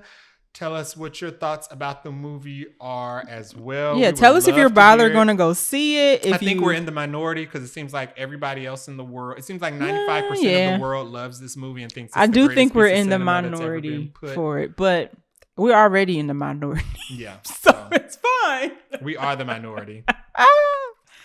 What are we doing next week? I think we're going to watch The Burial. Are we going to watch The Burial next week? I mean, I don't mind it. Okay. I don't know what else we're going to watch if we don't. Okay. We'll think about it, guys. You'll know if you follow us on Twitter. Maybe Five Nights at Freddy's. Instagram. Oh, You have to tell me if that's actually scary. Okay.